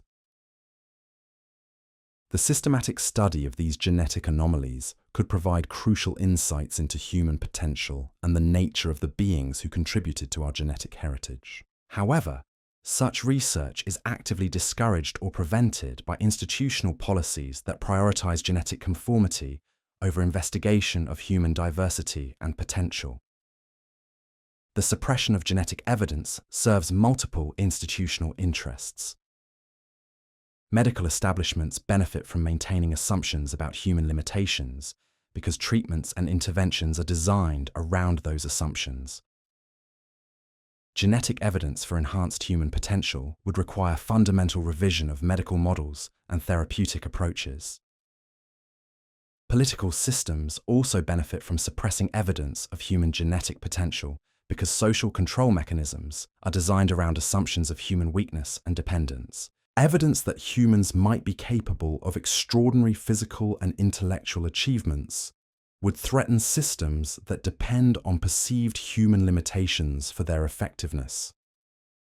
Economic interests are served by preventing awareness of human genetic potential because current economic models assume limited human capabilities and the need for technological augmentation to achieve significant results. Evidence for natural human potential that exceeds current assumptions would disrupt markets based on technological dependency and human limitation. Religious institutions have their own reasons for suppressing genetic evidence of ancient giants, because such evidence challenges theological narratives about human creation and development. The existence of hybrid human-giant populations would complicate religious accounts of human origins and require theological revision that many institutions prefer to avoid. The convergence of medical, political, economic, and religious interests in suppressing genetic evidence creates a powerful system of resistance to investigation and disclosure. This isn't conscious conspiracy, but rather aligned interests that automatically work to prevent awareness of information that threatens established power structures and belief systems. Breaking through this genetic suppression requires independent research conducted outside traditional institutional frameworks. Private laboratories, international collaboration, and crowd-funded research projects offer possibilities for investigating genetic evidence without institutional interference or control. Digital genetic analysis tools and distributed computing networks make it possible to conduct sophisticated genetic research without relying on institutional resources or approval. These technologies democratize genetic investigation and make it increasingly difficult for institutions to maintain complete control over genetic research and its results. However, the same technologies that enable independent genetic research are also being used to discredit legitimate investigations through the introduction of false data and manufactured results. By flooding alternative research networks with deliberately fabricated genetic evidence, disinformation campaigns serve to discredit all research into anomalous human genetics through guilt by association. The challenge for legitimate researchers is to distinguish authentic genetic anomalies from manufactured disinformation, while building public awareness of systematic suppression without falling into conspiracy narratives that discredit their work. This requires rigorous methodology, multiple confirmation sources, and clear communication about the difference between verified genetic data and speculative interpretation. The stakes in genetic research into ancient giants extend beyond historical curiosity into fundamental questions about human nature and potential. If modern humans carry genetic heritage from beings of extraordinary capabilities, then human potential might be far greater than currently recognized, with implications for medicine, education, social organization, and individual development. The genetic evidence for ancient giants represents a form of biological archaeology that preserves information about our ancestors in the most permanent form possible. Unlike skeletal remains that can be hidden or destroyed, genetic information embedded in living populations continues to exist and replicate, ensuring that evidence of our hybrid heritage survives regardless of institutional attempts at suppression. The giants left more than stone monuments as evidence of their existence. They left genetic traces that continue to flow through human bloodlines, carrying diluted but persistent markers of capabilities that once allowed the construction of monuments that still challenge our understanding. In our DNA, we carry the inheritance of beings whose achievements in stone continue to inspire wonder, and whose genetic legacy continues to influence human potential in ways we're only beginning to understand. The systematic suppression of genetic evidence serves to prevent recognition of this inheritance, keeping humanity ignorant of its own potential and dependent on systems that benefit from assumptions about human limitation. But the genetic evidence remains, encoded in the DNA of populations that lived in proximity to megalithic sites, waiting for researchers with the courage to investigate what our genes have been trying to tell us about our extraordinary ancestry. Understanding our genetic connection to the giant builders of the megaliths isn't just about uncovering the past. It's about recognizing human potential that has been systematically hidden and suppressed. The giants didn't just build monuments in stone, they built possibilities into human genetics that continue to exist, dormant but present, in populations around the world.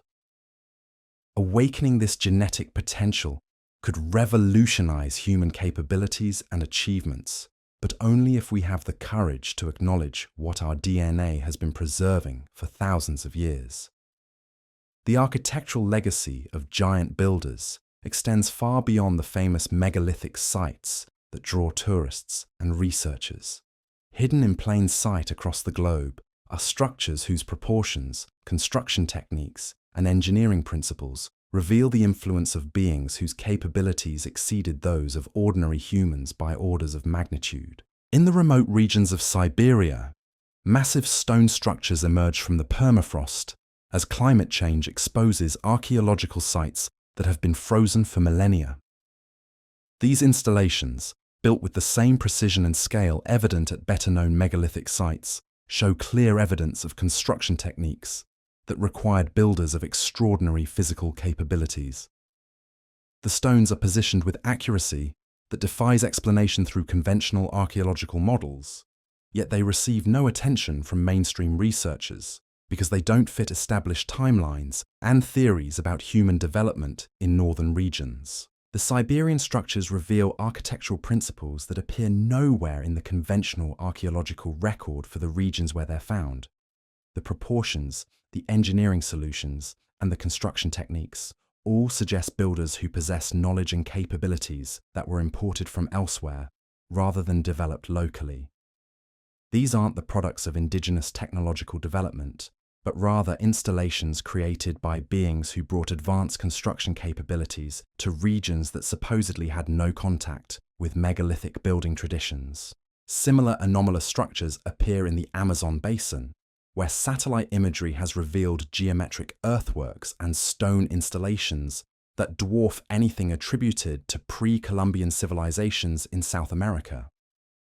These sites, accessible only by helicopter or extended jungle expeditions, show the same precision and scale that characterizes megalithic construction worldwide. The engineering required to create such installations in the middle of tropical rainforest would challenge modern construction capabilities, yet they're dismissed by mainstream archaeology as natural formations or misidentified agricultural terraces.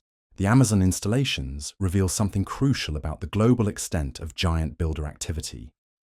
These weren't isolated construction projects limited to easily accessible regions, but rather components of a worldwide network of installations that spanned continents and climate zones.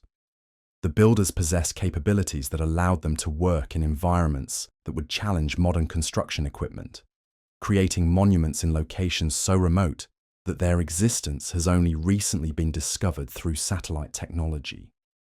In Antarctica, ground-penetrating radar surveys have revealed structures beneath the ice that show geometric patterns and proportions consistent with megalithic construction. These installations, buried under millennia of ice accumulation, predate the supposed beginning of human civilization by thousands of years. The scale and precision of the construction, evident even through ice-penetrating survey techniques, suggests builders whose capabilities exceeded anything attributed to ancient peoples by conventional archaeology. The Antarctic discoveries are particularly significant because they demonstrate that giant builders were active in regions that are now completely uninhabitable, suggesting either that global climate conditions were dramatically different during the construction period, or that the builders possessed environmental control capabilities that allowed them to work in extreme conditions. Either possibility challenges fundamental assumptions about ancient technological limitations and environmental constraints. The systematic exclusion of these anomalous sites from mainstream archaeological discourse follows the same pattern of suppression we've seen with other evidence for giant builders. Sites that don't fit established theories about human development are either ignored entirely or dismissed as natural formations, misidentified modern installations, or hoaxes created by contemporary humans for unknown purposes.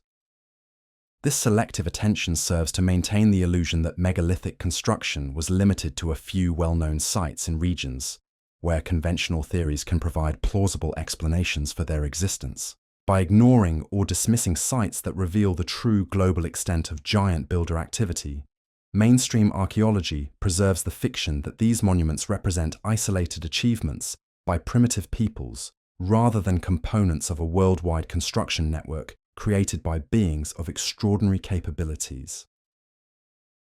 The architectural evidence also reveals sophisticated understanding of geological processes and environmental engineering that exceeds anything attributed to ancient peoples. Many megalithic sites are positioned to take advantage of natural geological features in ways that suggest builders who understood principles of structural geology, seismic engineering, and environmental interaction that wouldn't be formally recognized until the modern era. At sites like Machu Picchu in Peru, the positioning of massive stone structures takes advantage of natural geological stability in ways that demonstrate advanced understanding of seismic forces and structural engineering. The installations are positioned to work with natural geological processes rather than against them, showing knowledge of earth sciences that conventional archaeology attributes to much later periods of human development. The integration of megalithic structures with natural geological features also suggests builders who possessed survey and analysis capabilities that allowed them to identify optimal construction sites across vast geographic regions. This capability would have required not just understanding of geological principles, but also the ability to conduct surveys and analyses across continental scales, a logistical achievement that exceeds anything attributed to ancient peoples by conventional theories. The architectural legacy of giant builders also includes evidence of advanced materials science that conventional archaeology refuses to acknowledge. Many megalithic sites contain stones that show evidence of treatment or modification that enhance their structural properties beyond what would be natural for the base materials. These enhancements suggest understanding of materials science and chemistry that wouldn't be formally developed until the modern era. At Pumapunku in Bolivia, andesite blocks show evidence of surface treatments that increase their durability and resistance to weathering. The surfaces display characteristics that suggest chemical or thermal processing that enhance the natural properties of the stone, creating building materials with performance characteristics that exceed what would be possible using unmodified natural stone. Similar evidence of advanced materials processing appears at megalithic sites worldwide, where stones show characteristics that suggest enhancement or modification beyond what would be achievable using conventional ancient techniques. These modifications demonstrate understanding of materials, science principles, that conventional archaeology attributes to much later periods of technological development. The architectural evidence also reveals sophisticated understanding of acoustic engineering principles that we've discussed previously, but extends beyond simple resonance effects to include complex acoustic networks that connected multiple sites across vast distances. Some megalithic installations appear to be components of acoustic communication systems that spanned continental distances, allowing coordination of activities across geographic scales that would be impossible using conventional ancient communication methods. The acoustic networks reveal another aspect of giant builder capabilities: the ability to plan and coordinate construction projects across continental scales. This capability would have required not just advanced understanding of acoustic engineering, but also organizational and logistical capabilities that exceed anything attributed to ancient peoples by conventional theories. The architectural legacy also includes evidence of astronomical observation capabilities that exceed anything attributed to ancient peoples. Many megalithic sites incorporate astronomical alignments that demonstrate understanding of celestial mechanics and long-term astronomical cycles that would have required sustained observation across time periods exceeding normal human lifespans. The astronomical alignments aren't simple solar or lunar observations, but rather complex calculations that incorporate precession, planetary cycles, and stellar movements across timescales that would require centuries or millennia of continuous observation to develop. This suggests builders whose lifespans exceeded those of ordinary humans by significant margins, allowing individual observers to accumulate astronomical knowledge across timescales that would be impossible for normal lived beings. The precision of astronomical alignments also suggests builders who possess measurement and calculation capabilities that exceed anything attributed to ancient peoples. The accuracy of alignments at sites like Stonehenge and the Great Pyramid requires understanding of mathematical principles and measurement techniques that conventional archaeology attributes to much later periods of human development. The architectural evidence reveals that giant builders possessed not just extraordinary physical capabilities, but also intellectual and technological capabilities that exceeded those of ordinary humans by orders of magnitude. Their constructions demonstrate understanding of engineering, materials science, geology, acoustics, and astronomy that represents knowledge accumulated over timescales and geographic ranges that would be impossible for ordinary human civilizations to achieve. The systematic suppression of architectural evidence for giant builders serves the same institutional interests that benefit from hiding other forms of evidence. Acknowledging that megalithic sites worldwide were created by beings whose capabilities exceeded those of ordinary humans would require fundamental revision of assumptions about ancient technological development and human potential. The architectural legacy of giant builders represents a form of technological archaeology that preserves evidence of capabilities and knowledge that have been systematically hidden from public awareness. The constructions themselves serve as permanent demonstrations of what was once possible, challenging contemporary assumptions about technological limitations and human potential. Understanding the full scope of the architectural legacy. Understanding the full scope of the architectural legacy requires recognizing that giant builders didn't simply construct isolated monuments, but rather created integrated systems that spanned continents and served purposes we're only beginning to comprehend. The megalithic sites aren't random achievements scattered across the globe.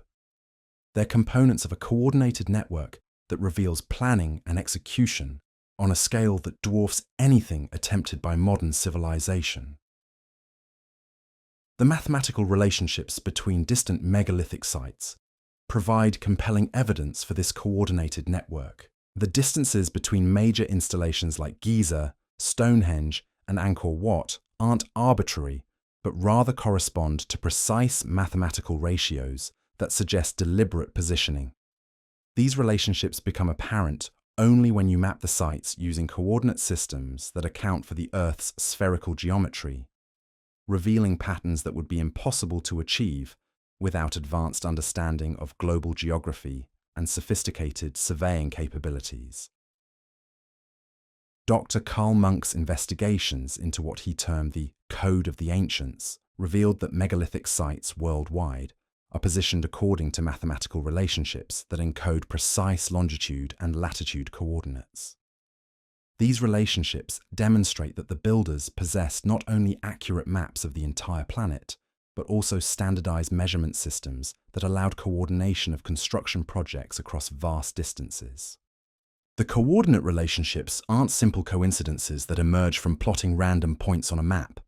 They involve complex mathematical relationships that incorporate astronomical constants, geometric principles, and geodetic measurements that require advanced understanding of spherical geometry and global surveying techniques. The precision of these relationships exceeds anything that could be achieved accidentally and demonstrates planning that encompasses the entire planet. The implications of this global coordinate system are staggering. It suggests that giant builders possessed mapping and surveying capabilities that exceeded anything achieved by human civilization until the development of satellite technology in the 20th century. They understood the Earth's true dimensions, its spherical geometry, and the mathematical relationships necessary to position installations with precision across continental distances. But the coordinate system reveals something even more extraordinary. The megalithic network was designed as an integrated system rather than a collection of independent projects. The mathematical relationships between sites suggest that each installation was positioned to fulfill specific functions within a larger framework that encompassed the entire planet. We're not looking at random construction projects, but rather components of a global infrastructure whose purpose remains largely mysterious. The energy characteristics of megalithic sites provide clues about this global infrastructure's intended function. Many installations show evidence of unusual electromagnetic properties that suggest they were designed to generate, amplify, or channel energy in ways that conventional physics is only beginning to understand. The precision of construction, the choice of materials, and the geometric relationships all appear to be optimized for electromagnetic effects that remain largely unexplored by mainstream science. At sites like the Great Pyramid, researchers have documented electromagnetic anomalies that suggest the structure functions as a kind of resonant cavity that concentrates and amplifies naturally occurring electromagnetic fields. The precision of the internal chambers, the choice of granite for specific components, and the overall geometric relationships all appear to be designed to create electromagnetic effects that serve purposes we can only speculate about. Similar electromagnetic anomalies appear at megalithic sites worldwide, suggesting that the entire network was designed to work together as a global electromagnetic system. Individual sites may have functioned as nodes in a planetary network that could generate, transmit, and receive electromagnetic signals across continental distances using principles that remain largely unknown to modern science. The possibility that megalithic sites functioned as components of a global electromagnetic network explains several anomalous characteristics that conventional archaeology cannot address. The precision of construction, the choice of specific materials, the geometric relationships, and the global coordinate system all make sense if the installations were designed to work together as an integrated electromagnetic system. This electromagnetic network hypothesis also explains the extraordinary durability of megalithic construction. If the sites were designed to function as electromagnetic installations, they would need to maintain their precise geometric relationships across geological timescales. The quality of construction, the choice of materials, and the precision of assembly all reflect requirements for long-term electromagnetic functionality rather than simple architectural aesthetics. The builder's understanding of electromagnetic principles would have required knowledge of physics that wouldn't be formally recognized until the development of modern electrical theory. This suggests that giant builders possessed scientific understanding that exceeded contemporary human knowledge by centuries or millennia, accumulated through observation and experimentation across timescales that would be impossible for ordinary human civilizations. The global electromagnetic network also provides a possible explanation for the builder's extraordinary capabilities. If the network could generate and channel electromagnetic forces of sufficient magnitude, it might have provided the energy necessary for the acoustic levitation and materials processing techniques that conventional theories cannot explain. The megalithic sites might have been both the products of advanced electromagnetic technology and the infrastructure necessary to power that technology. The systematic suppression of electromagnetic research at megalithic sites follows the same pattern we've seen with other forms of evidence. Measurements that reveal anomalous electromagnetic properties are dismissed as equipment malfunctions or environmental interference. Researchers who document electromagnetic anomalies find their access to sites restricted, and theories about megalithic electromagnetic networks are relegated to fringe publications that receive no serious academic consideration.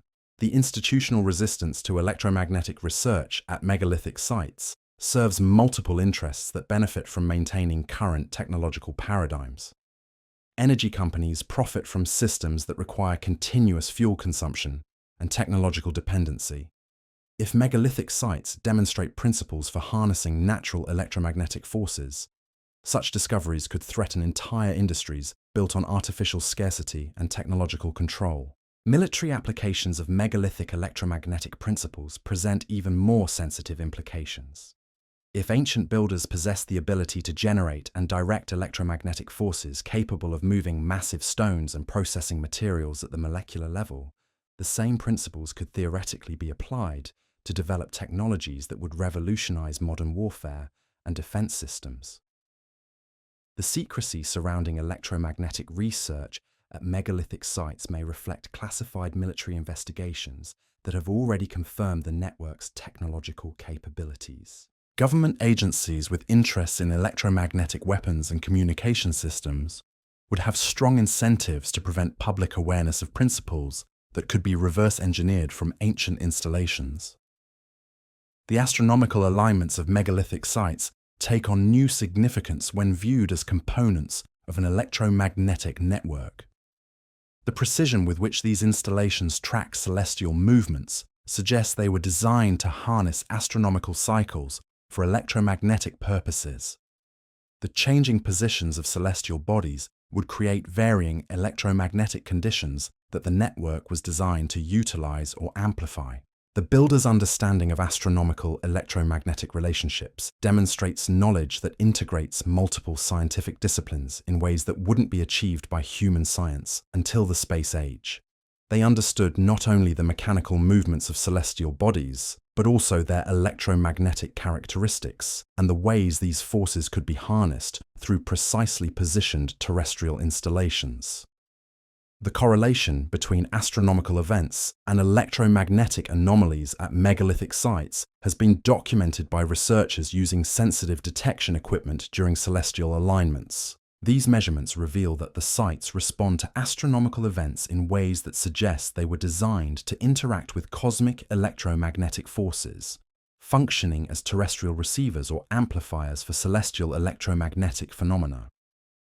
The seasonal variations in electromagnetic properties at megalithic sites correspond to astronomical cycles in ways that demonstrate the builders' sophisticated understanding of the relationship between celestial mechanics and terrestrial electromagnetic conditions. The sites weren't just aligned with astronomical events. They were designed to harvest electromagnetic energy from those events.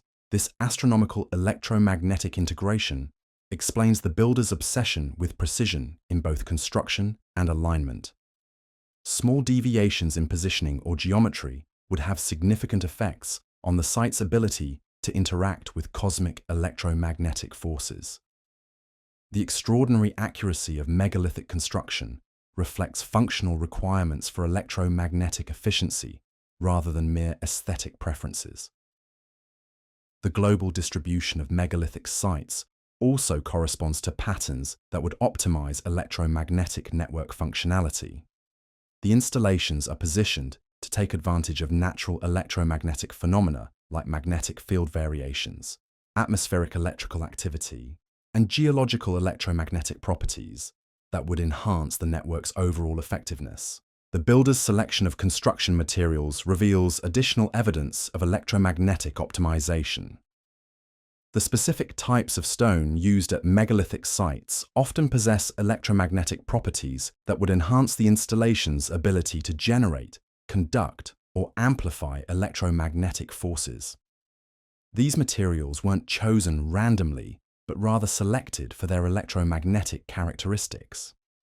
Granite, which appears frequently in megalithic construction, contains quartz crystals that exhibit piezoelectric properties, generating electrical charges when subjected to mechanical stress. The builders' extensive use of granite suggests they understood and utilized these electromagnetic characteristics for purposes that remain largely mysterious to modern science.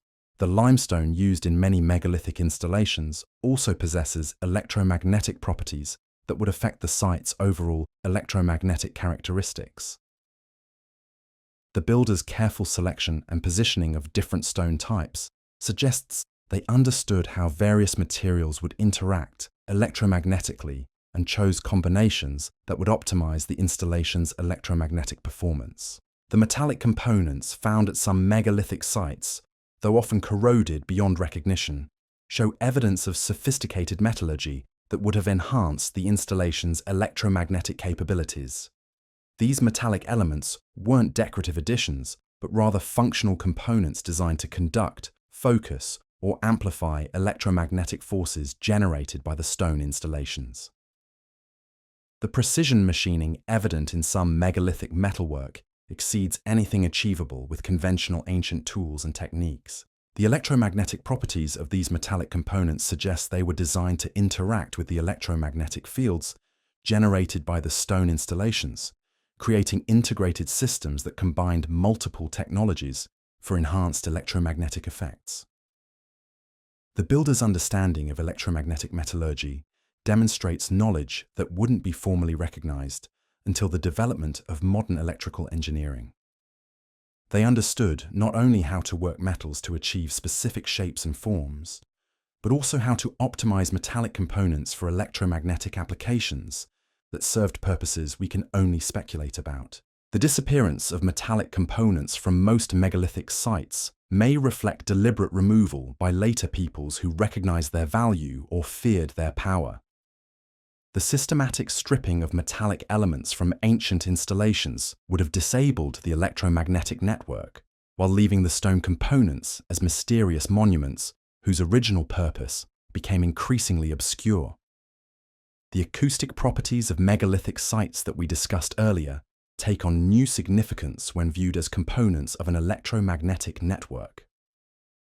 Sound waves and electromagnetic waves interact in complex ways that the builders appear to have understood and exploited for purposes that integrated acoustic and electromagnetic technologies. The resonant frequencies of megalithic chambers correspond not only to vocal ranges appropriate for giant builders, but also to electromagnetic frequencies that would have enhanced the site's electromagnetic capabilities.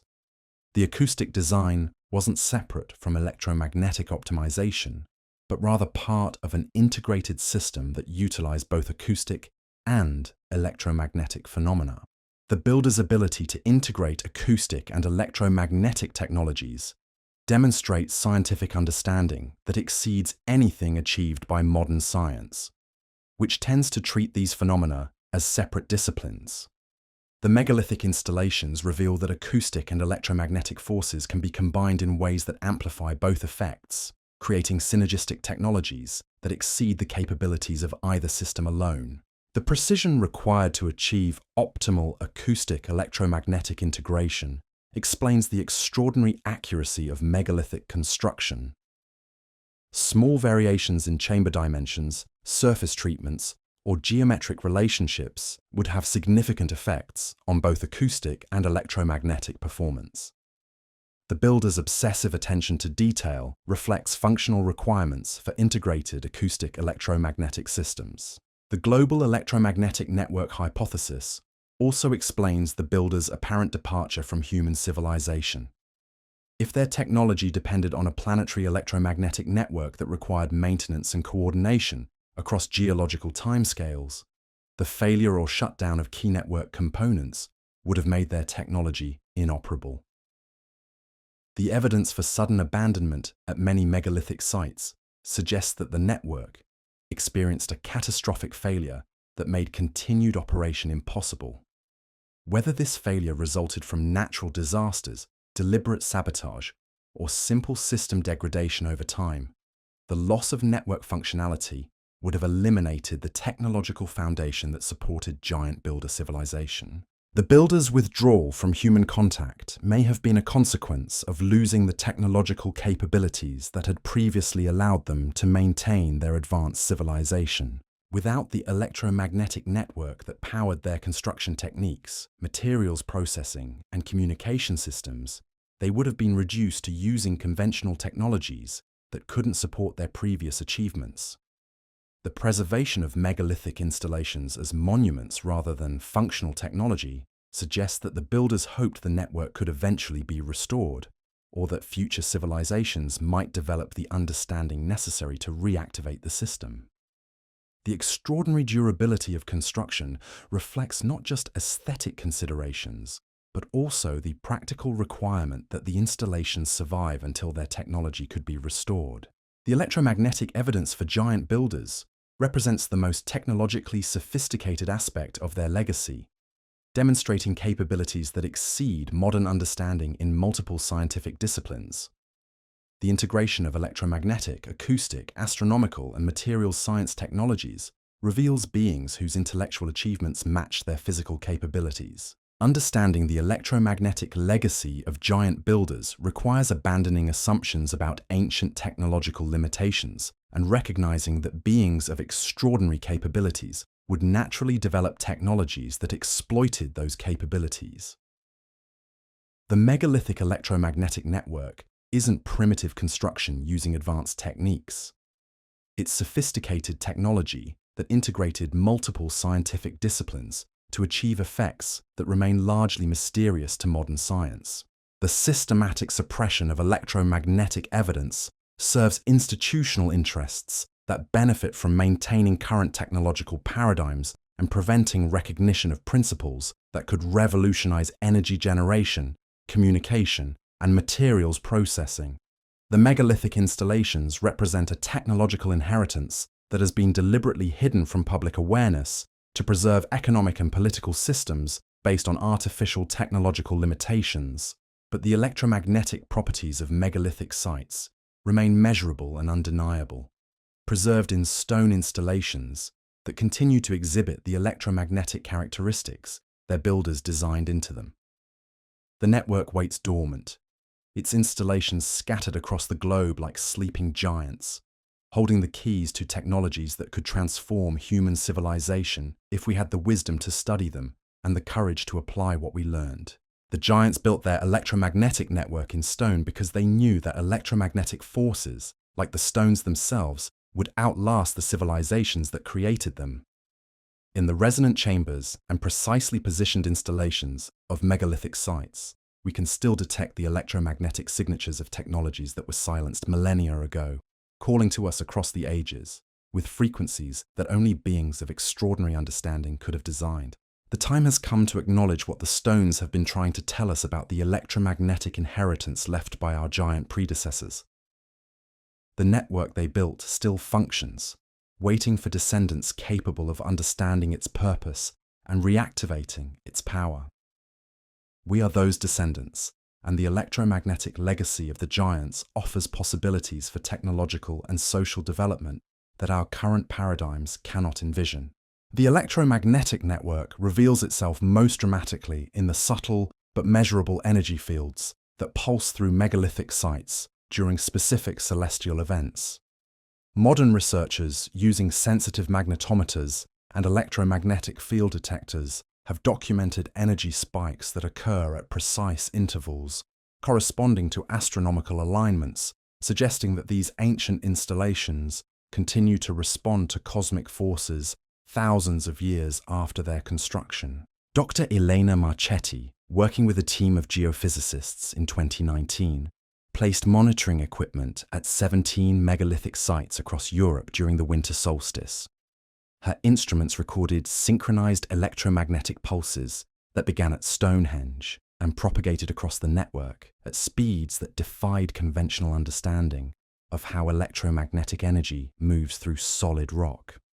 The pulses arrived at distant sites in France, Germany, and Scotland with timing precision that suggested active coordination rather than passive resonance.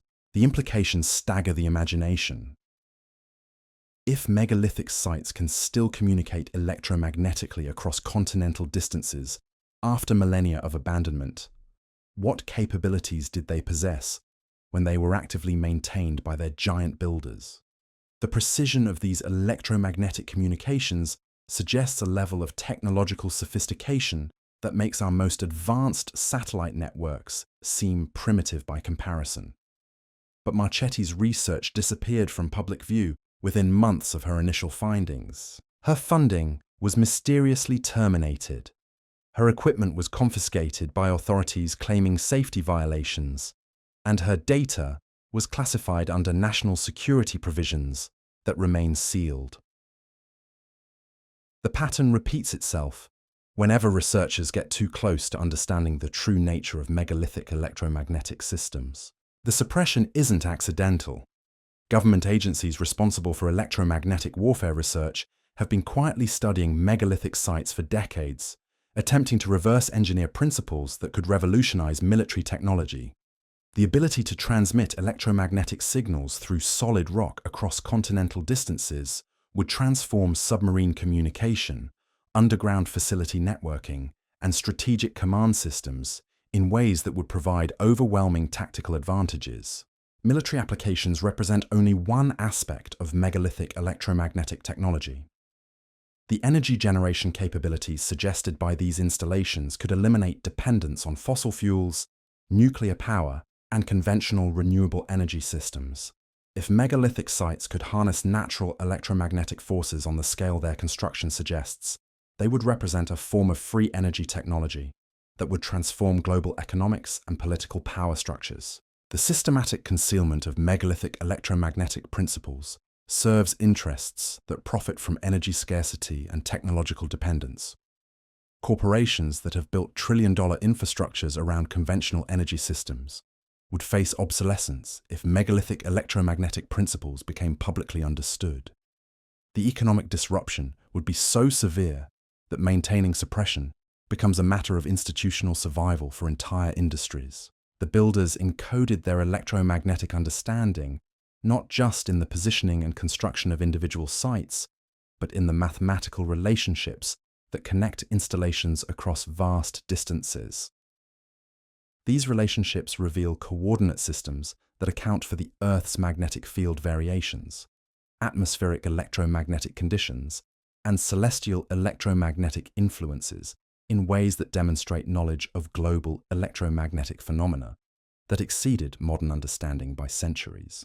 The mathematical precision required to achieve such electromagnetic coordination across planetary distances suggests builders who possess not only advanced scientific knowledge, but also computational capabilities that allowed them to calculate complex electromagnetic interactions across multiple variables and timescales. The processing power required for such calculations exceeds anything available to modern science without advanced computer systems. Yet the giants achieved this coordination using principles that remain largely mysterious to contemporary electromagnetic theory. Their understanding of electromagnetic phenomena appears to have been based on natural laws and relationships that modern science has not yet discovered or acknowledged. The megalithic electromagnetic network represents a technology based on physics that we haven't learned to recognize. The acoustic resonance we discussed earlier integrates with electromagnetic phenomena in ways that suggest the builders understood relationships between sound and electromagnetic forces that modern physics treats as separate phenomena. The resonant frequencies of megalithic chambers correspond to electromagnetic frequencies that would amplify and focus the site's electromagnetic capabilities through acoustic electromagnetic coupling. This integration of acoustic and electromagnetic technologies explains why megalithic chambers were constructed with such extraordinary precision. The acoustic properties weren't separate from electromagnetic optimization, but rather components of integrated systems that utilized both phenomena simultaneously. Small variations in acoustic design would have significant effects on electromagnetic performance, requiring the millimeter precision evident in megalithic construction. The builder's understanding of acoustic electromagnetic relationships demonstrates scientific knowledge that integrates multiple disciplines in ways that modern science, with its tendency towards specialization, struggles to achieve. The megalithic installations reveal that acoustic and electromagnetic phenomena can be combined to create synergistic effects that exceed the capabilities of either technology alone. The material science evident in megalithic construction takes on new significance when viewed through electromagnetic optimization. The specific types of stone used at different installations weren't chosen randomly, but rather selected for electromagnetic properties that would enhance the network's overall performance. The builders understood how different materials would interact electromagnetically and chose combinations that would optimize electromagnetic transmission and amplification. The precision cutting and fitting of megalithic stones reflects requirements for electromagnetic efficiency that demanded tolerances measured in fractions of millimeters. Gaps between stones would have created electromagnetic discontinuities that would degrade system performance. The extraordinary accuracy of stone fitting reflects functional requirements for electromagnetic optimization rather than aesthetic preferences. The geometric relationships built into megalithic construction encode electromagnetic principles that remain largely unknown to modern science. The proportions, angles, and spatial relationships weren't arbitrary design choices, but rather mathematical relationships that optimized electromagnetic performance according to natural laws that the builders understood, but that we have not yet rediscovered.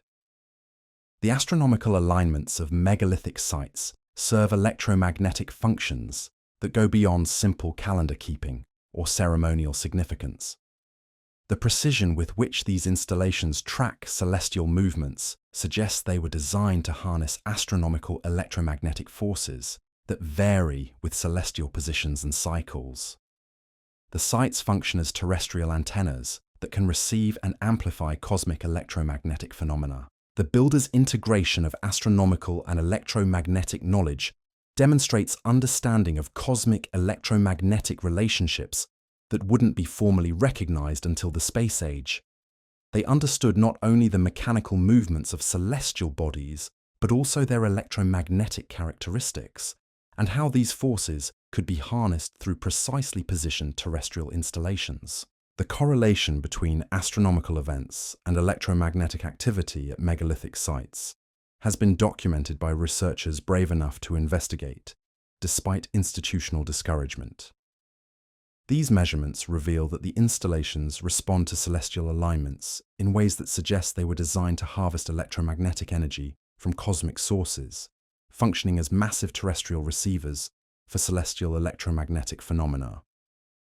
The seasonal variations in electromagnetic activity at megalithic sites correspond to astronomical cycles in ways that demonstrate the builders' sophisticated understanding of how celestial mechanics affect terrestrial electromagnetic conditions. The sites weren't just aligned with astronomical events.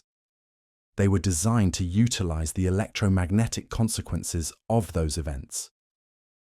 This astronomical electromagnetic integration explains the builder's obsession with precision in both construction and alignment. Small deviations in positioning would have significant effects on the site's ability to interact with cosmic electromagnetic forces. The extraordinary accuracy of megalithic construction reflects functional requirements for electromagnetic efficiency that demanded tolerances that challenge modern construction capabilities.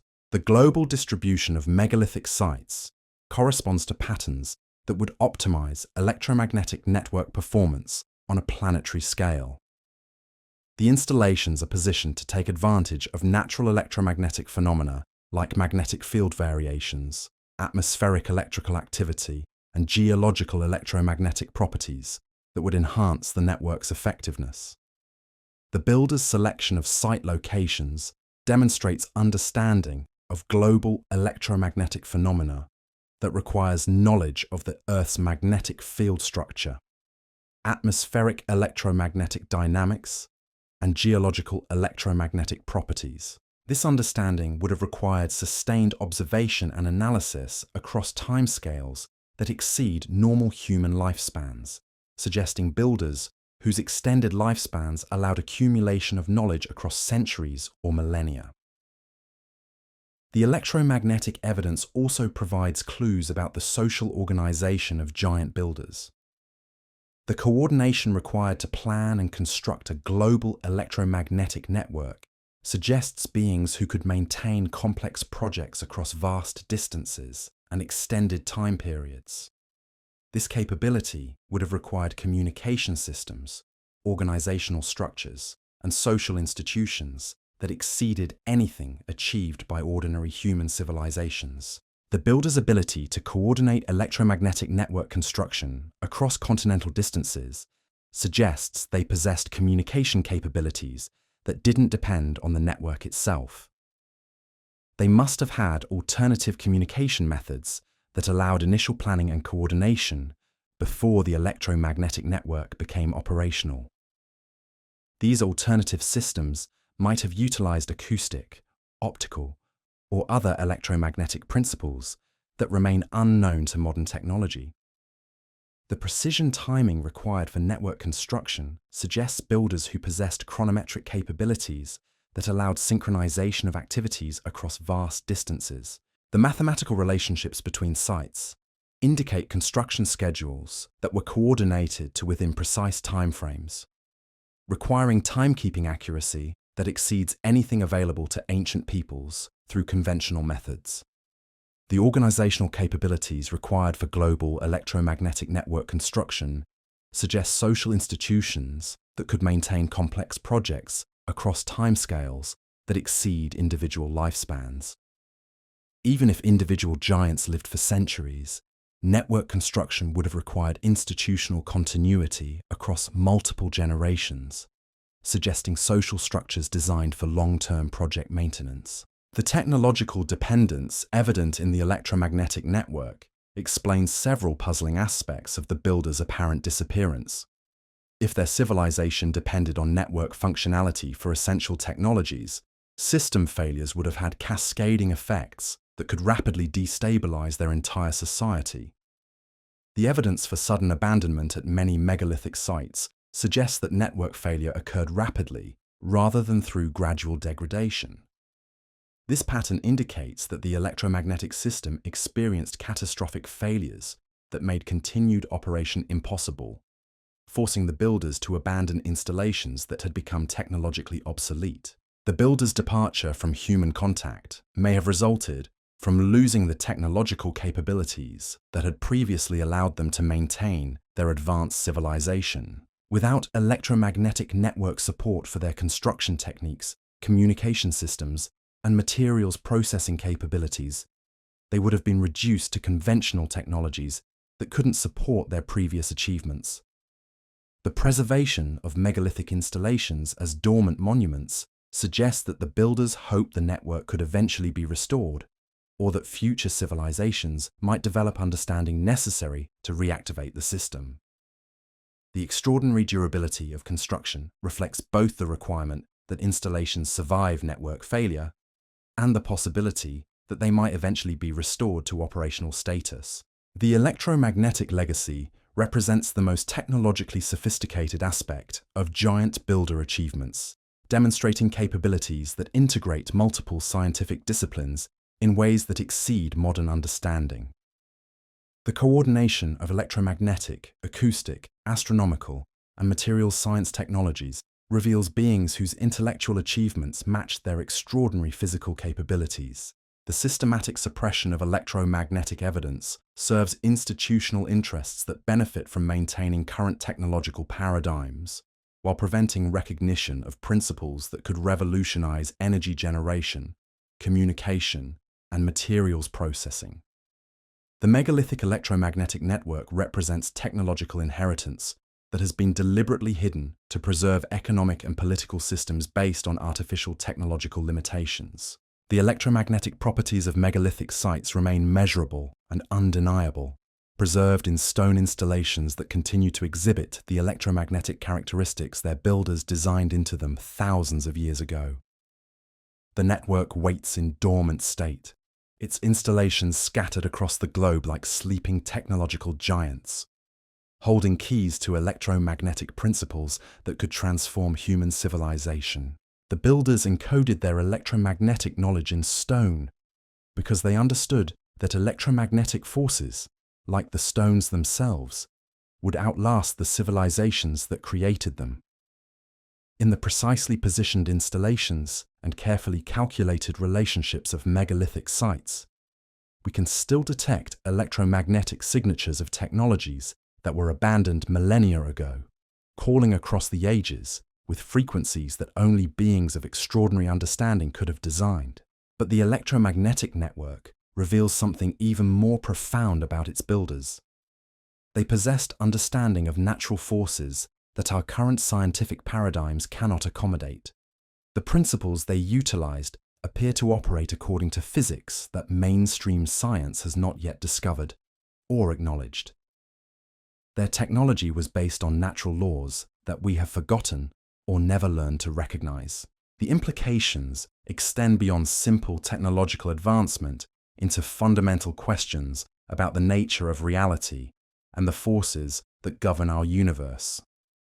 If the giants could manipulate electromagnetic forces in ways that seem impossible according to current scientific understanding, then our comprehension of natural laws remains incomplete. The megalithic installations serve as permanent demonstrations of capabilities that challenge our most basic assumptions about what is possible. The electromagnetic evidence suggests that human understanding of natural forces has declined rather than advanced since the time of the giant builders. We have developed complex technologies that work around our limitations rather than transcending them. The giants possessed direct understanding of natural principles that allowed them to work with forces that we can barely detect, much less control. This decline in understanding explains why reverse engineering megalithic electromagnetic principles has proven so difficult for modern science. We're attempting to understand technologies based on natural laws that our current paradigms deny or ignore. The builders utilized forces that we don't recognize as real, making their achievements seem impossible rather than simply advanced. The recovery of megalithic electromagnetic principles would require not just technological development, but fundamental revision of scientific understanding about the nature of electromagnetic forces and their relationship to other natural phenomena. The builders' integration of electromagnetic, acoustic, and gravitational forces suggests natural relationships that current physics treats as separate and unrelated phenomena. The electromagnetic network represents more than advanced technology. It represents a different way of understanding and interacting with natural forces. The giants didn't just build bigger versions of human technologies. They utilized natural principles that human science has not yet learned to recognize. Their legacy challenges us to expand our understanding of what is possible and what natural forces can be harnessed through proper understanding and application. The systematic suppression of electromagnetic evidence isn't just about hiding advanced technology. It's about preventing recognition of natural principles that could revolutionize human understanding of reality itself. The megalithic installations preserve evidence of capabilities that threaten fundamental assumptions about natural laws and human limitations. But the electromagnetic signatures remain detectable for those with instruments sensitive enough to measure them and minds open enough to interpret what they reveal. The network continues to pulse with energies that demonstrate the reality of forces that mainstream science refuses to acknowledge. The giants built their electromagnetic legacy in stone and energy, creating a permanent testament to possibilities that we have been taught to consider impossible. The time approaches when humanity must choose between maintaining comfortable limitations and embracing the uncomfortable truth that our predecessors achieved understanding and capabilities that exceed our own. The electromagnetic network waits, its installations holding keys to forces that could transform human civilization if we possess the courage to acknowledge what our instruments are detecting and the wisdom to learn from builders whose achievements challenge everything we think we know about the possible. The electromagnetic revelations pale beside what may be the most disturbing evidence of all. The systematic campaign to eliminate not just the knowledge of giant builders, but the very bloodlines that carried their genetic legacy into modern times. Hidden in classified government documents, suppressed archaeological reports, and the whispered testimonies of researchers who dared to dig too deep, lies evidence of a deliberate program to identify and eliminate the descendants of those ancient unions between giants and ordinary humans. In 1947, just 2 years after the end of World War II, a classified operation codenamed Project Nephilim was initiated by a consortium of government agencies, academic institutions, and private organizations whose identities remain sealed under national security provisions. The project's mandate was deceptively simple: locate and catalog individuals whose genetic markers suggested descent from the ancient giant bloodlines, then ensure those genetic lines were permanently severed. Dr. Helena Kozlov, a geneticist who worked on the project's early phases before her conscience forced her to flee to South America in 1952, left behind coded journals that revealed the true scope of the operation. Her notes, discovered in a Buenos Aires apartment after her mysterious death in 1987, documented genetic screening programs disguised as public health initiatives, fertility treatments designed to sterilize targeted bloodlines, and more sinister interventions that she couldn't bring herself to describe in detail. The project wasn't random persecution, but rather systematic elimination, based on specific genetic markers that appeared consistently in populations near major megalithic sites. Individuals carrying these markers displayed physical characteristics that set them apart from ordinary human populations: unusual height, extraordinary strength, enhanced bone density, and cognitive capabilities that exceeded normal ranges by significant margins. But it wasn't just their physical superiority that made them targets. The descendants of giant bloodlines possessed something far more dangerous to establish power structures. They retained fragments of their ancestors' knowledge, passed down through generations, in the form of intuitive understanding of natural forces that conventional science couldn't explain. They could sense electromagnetic fields, predict seismic activity, and manipulate acoustic resonances in ways that seemed supernatural to ordinary observers. These capabilities made them invaluable to certain military and intelligence applications, but they also made them uncontrollable. Unlike ordinary humans who could be manipulated through conventional psychological and social pressures, The giant descendants possessed independence of thought and action that made them resistant to institutional control. Their very existence threatened systems of power based on human limitation and dependence. The elimination campaign took multiple forms, each designed to appear natural or accidental to outside observers. Promising young people with the targeted genetic markers were recruited for dangerous military missions from which they rarely returned. Others were offered scholarships to exclusive educational programs that turned out to be cover stories for medical experiments. Still, others simply disappeared during routine medical examinations, their families told they had died from rare genetic disorders that required immediate cremation to prevent contagion. The psychological operations were perhaps more insidious than the physical elimination. Media campaigns systematically portrayed individuals of unusual height or strength as freaks, monsters, or objects of ridicule. Popular entertainment reinforced stereotypes that associated physical superiority with mental deficiency, social maladjustment, or moral corruption. The message was clear. Being different wasn't just undesirable. It was dangerous both to the individual and to society.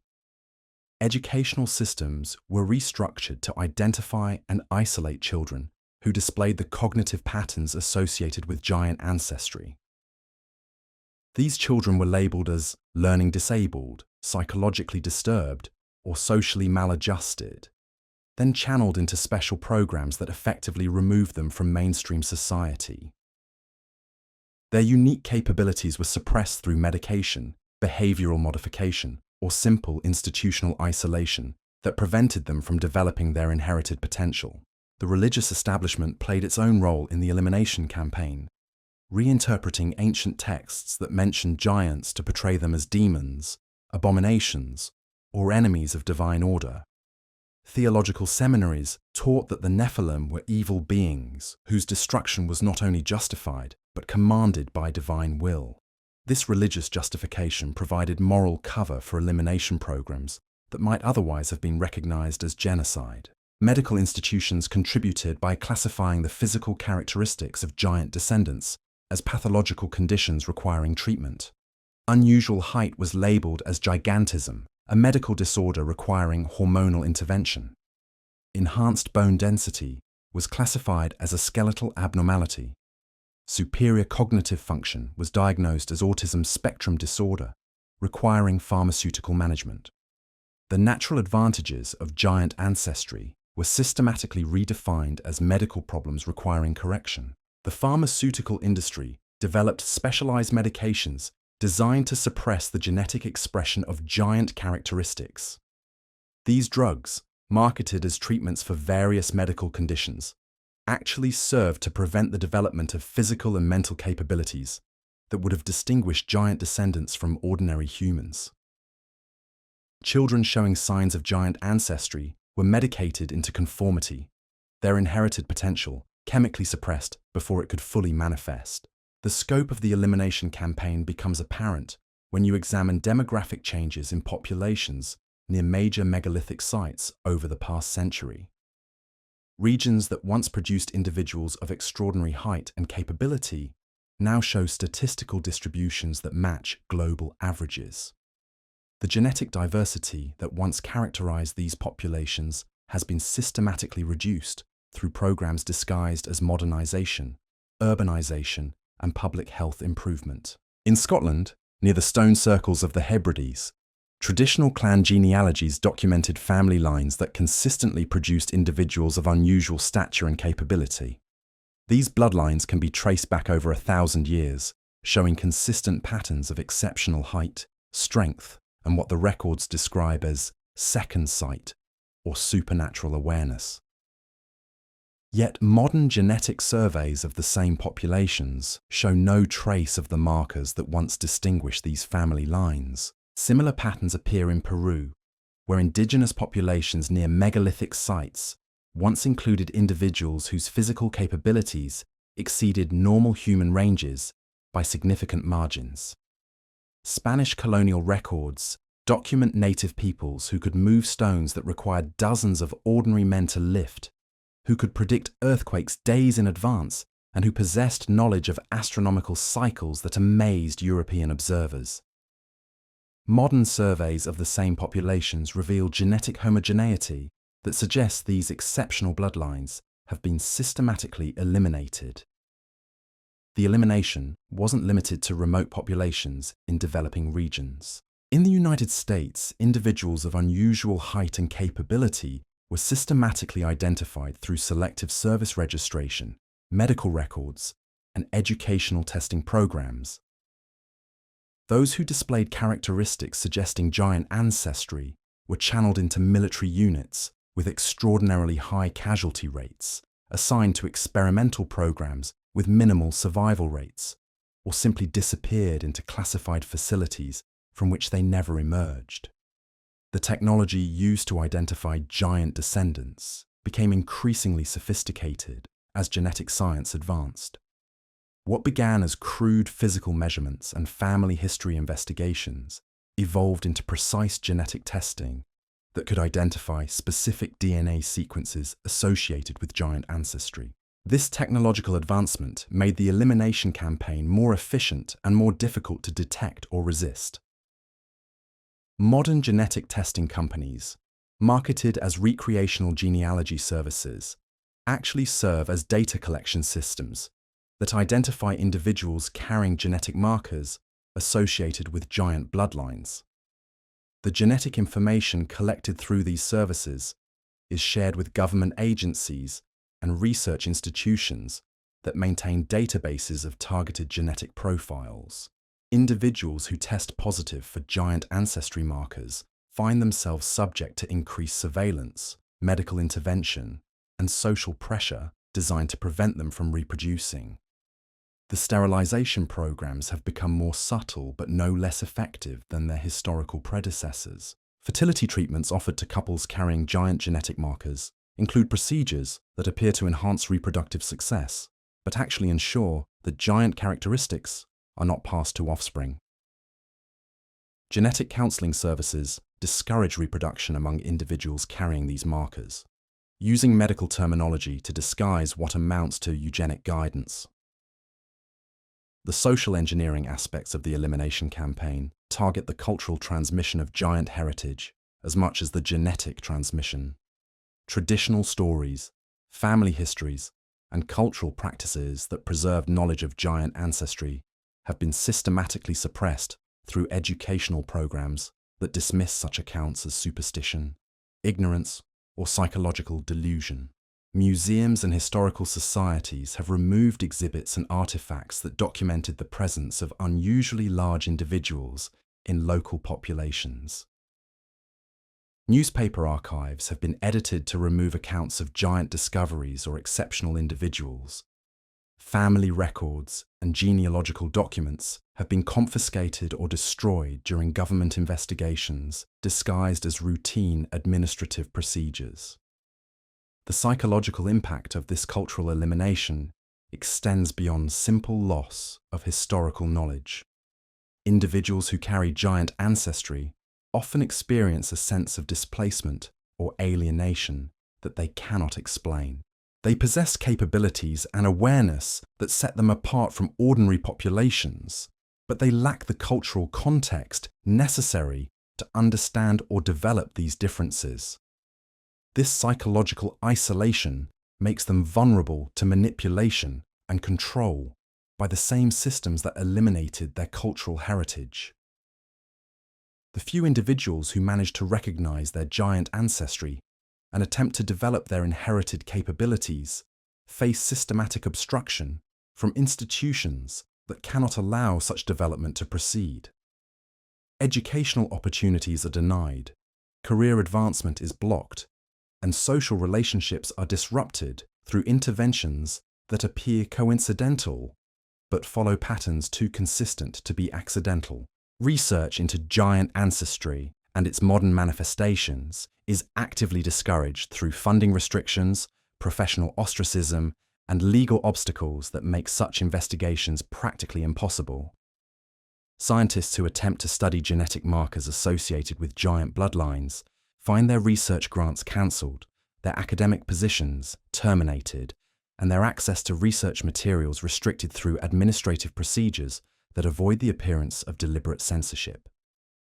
The legal framework supporting the elimination campaign operates through classification systems that remove evidence from public access and judicial review. Documents related to genetic screening programs are classified under national security provisions that prevent legal challenges. Medical records documenting unusual genetic characteristics are sealed under patient privacy laws that actually serve to hide evidence of systematic discrimination. Historical records that might document the existence and elimination of giant bloodlines are restricted through various administrative mechanisms that make them effectively inaccessible to researchers or legal representatives. International coordination of elimination efforts operates through organizations that appear to serve humanitarian purposes, but actually facilitate the global suppression of giant ancestry.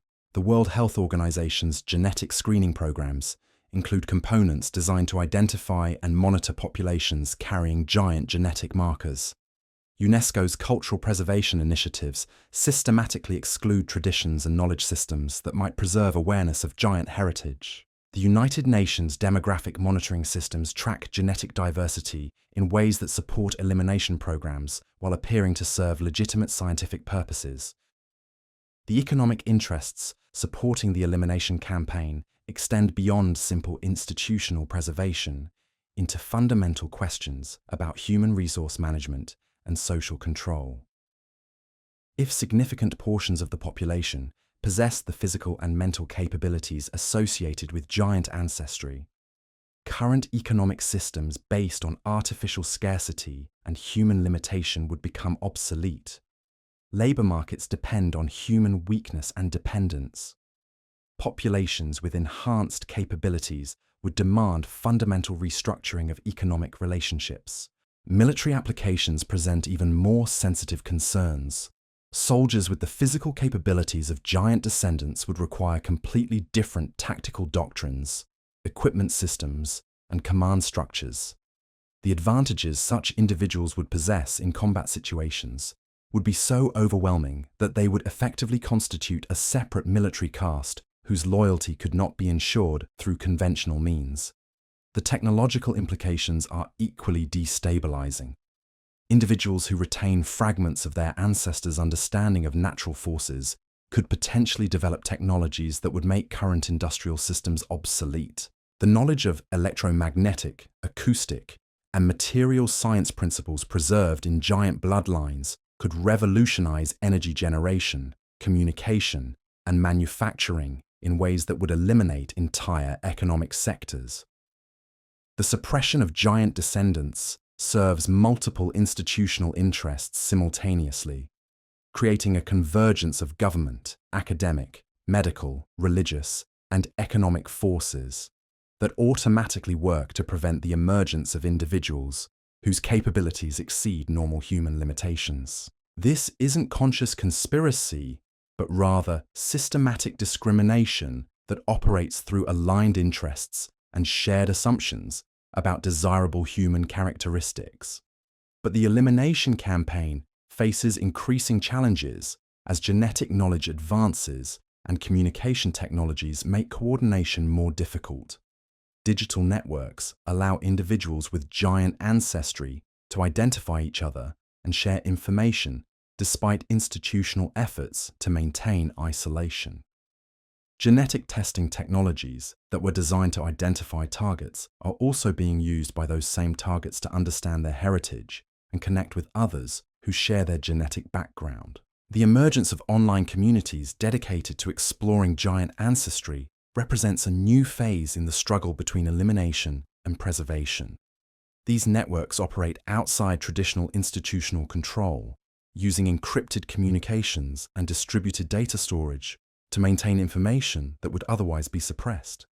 The participants share genetic data, family histories, and personal experiences that collectively reveal the scope and methods of the elimination campaign. Underground research networks have begun developing alternative scientific paradigms that can accommodate the unusual capabilities associated with giant ancestry. These investigations operate outside traditional academic frameworks, using crowdfunding and international collaboration to avoid institutional control. The results challenge fundamental assumptions about human potential and natural law, suggesting that the capabilities of giant descendants represent normal human potential that has been systematically suppressed rather than genuine anomalies requiring correction. The resistance movement faces significant challenges from disinformation campaigns designed to discredit legitimate research through association with obviously false claims and conspiracy theories. By flooding alternative research networks with deliberately fabricated evidence and exaggerated claims, these campaigns serve to discredit all investigation into giant ancestry through guilt by association. The challenge for legitimate researchers is to distinguish authentic evidence from manufactured disinformation while building awareness of systematic suppression. The stakes in this struggle extend far beyond the survival of particular genetic lineages into fundamental questions about human freedom and potential. If the elimination campaign succeeds in permanently severing the genetic and cultural connections to giant ancestry, humanity will lose not just exceptional individuals, but also the knowledge and capabilities that those individuals might have developed and shared. The systematic elimination of giant descendants represents more than genetic discrimination. It constitutes theft of human potential on a species-wide scale. The capabilities and knowledge preserved in these bloodlines belong not just to the individuals who carry them, but to humanity as a whole. Their elimination impoverishes our entire species by removing possibilities for development and achievement that current paradigms cannot even envision. The evidence for systematic elimination exists in the demographic patterns, the institutional policies, the technological systems, and the cultural changes that have characterized the past century. The campaign operates through mechanisms that appear legitimate and beneficial when viewed individually, but reveal their true purpose when examined as coordinated systems designed to identify and eliminate specific genetic and cultural characteristics. Understanding the elimination campaign requires recognizing that it represents the logical extension of the same institutional interests that have suppressed evidence of giant builders throughout history. The beings who constructed the megalithic monuments left more than stone testimonies to their existence.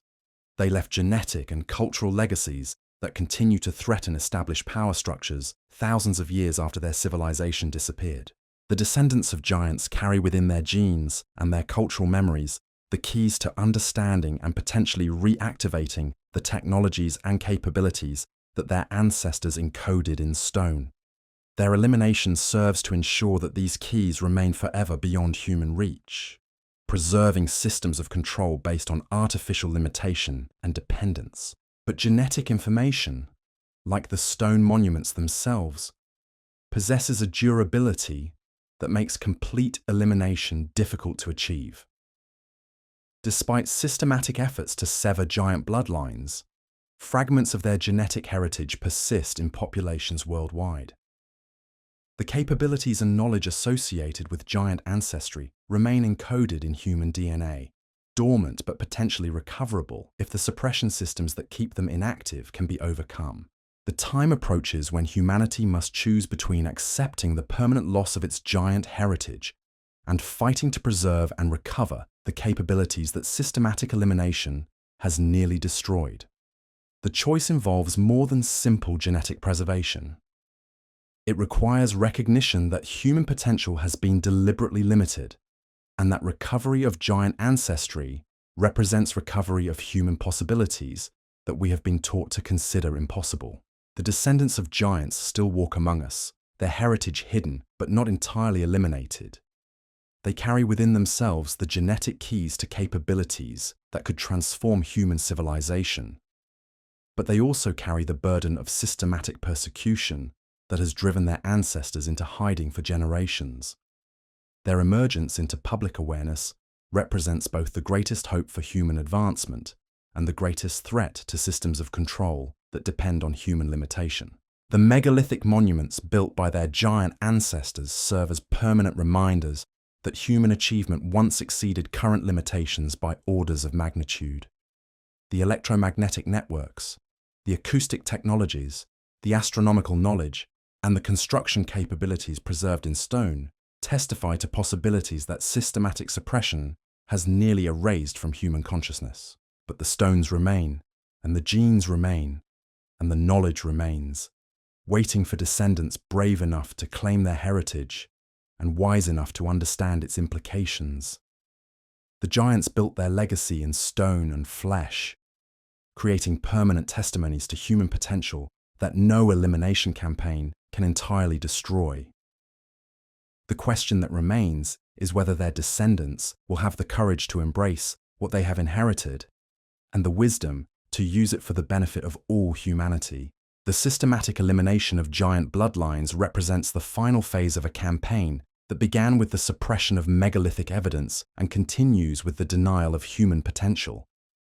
But elimination campaigns, no matter how systematic or well-funded, cannot entirely erase genetic information that has been preserved across thousands of years. The heritage of the giants persists, hidden but not destroyed, waiting for the moment when humanity chooses expansion over limitation and truth over comfortable lies. That moment approaches as the evidence becomes undeniable and the costs of suppression become too high to maintain. The descendants of giants are awakening to their heritage, connecting with each other, and beginning to explore the capabilities that systematic elimination has tried to destroy. Their emergence represents not just the recovery of lost genetic potential, but the beginning of a new chapter in human development that could restore the achievements their ancestors encoded in stone monuments that still challenge our understanding of what humans can accomplish when they embrace rather than suppress their extraordinary heritage.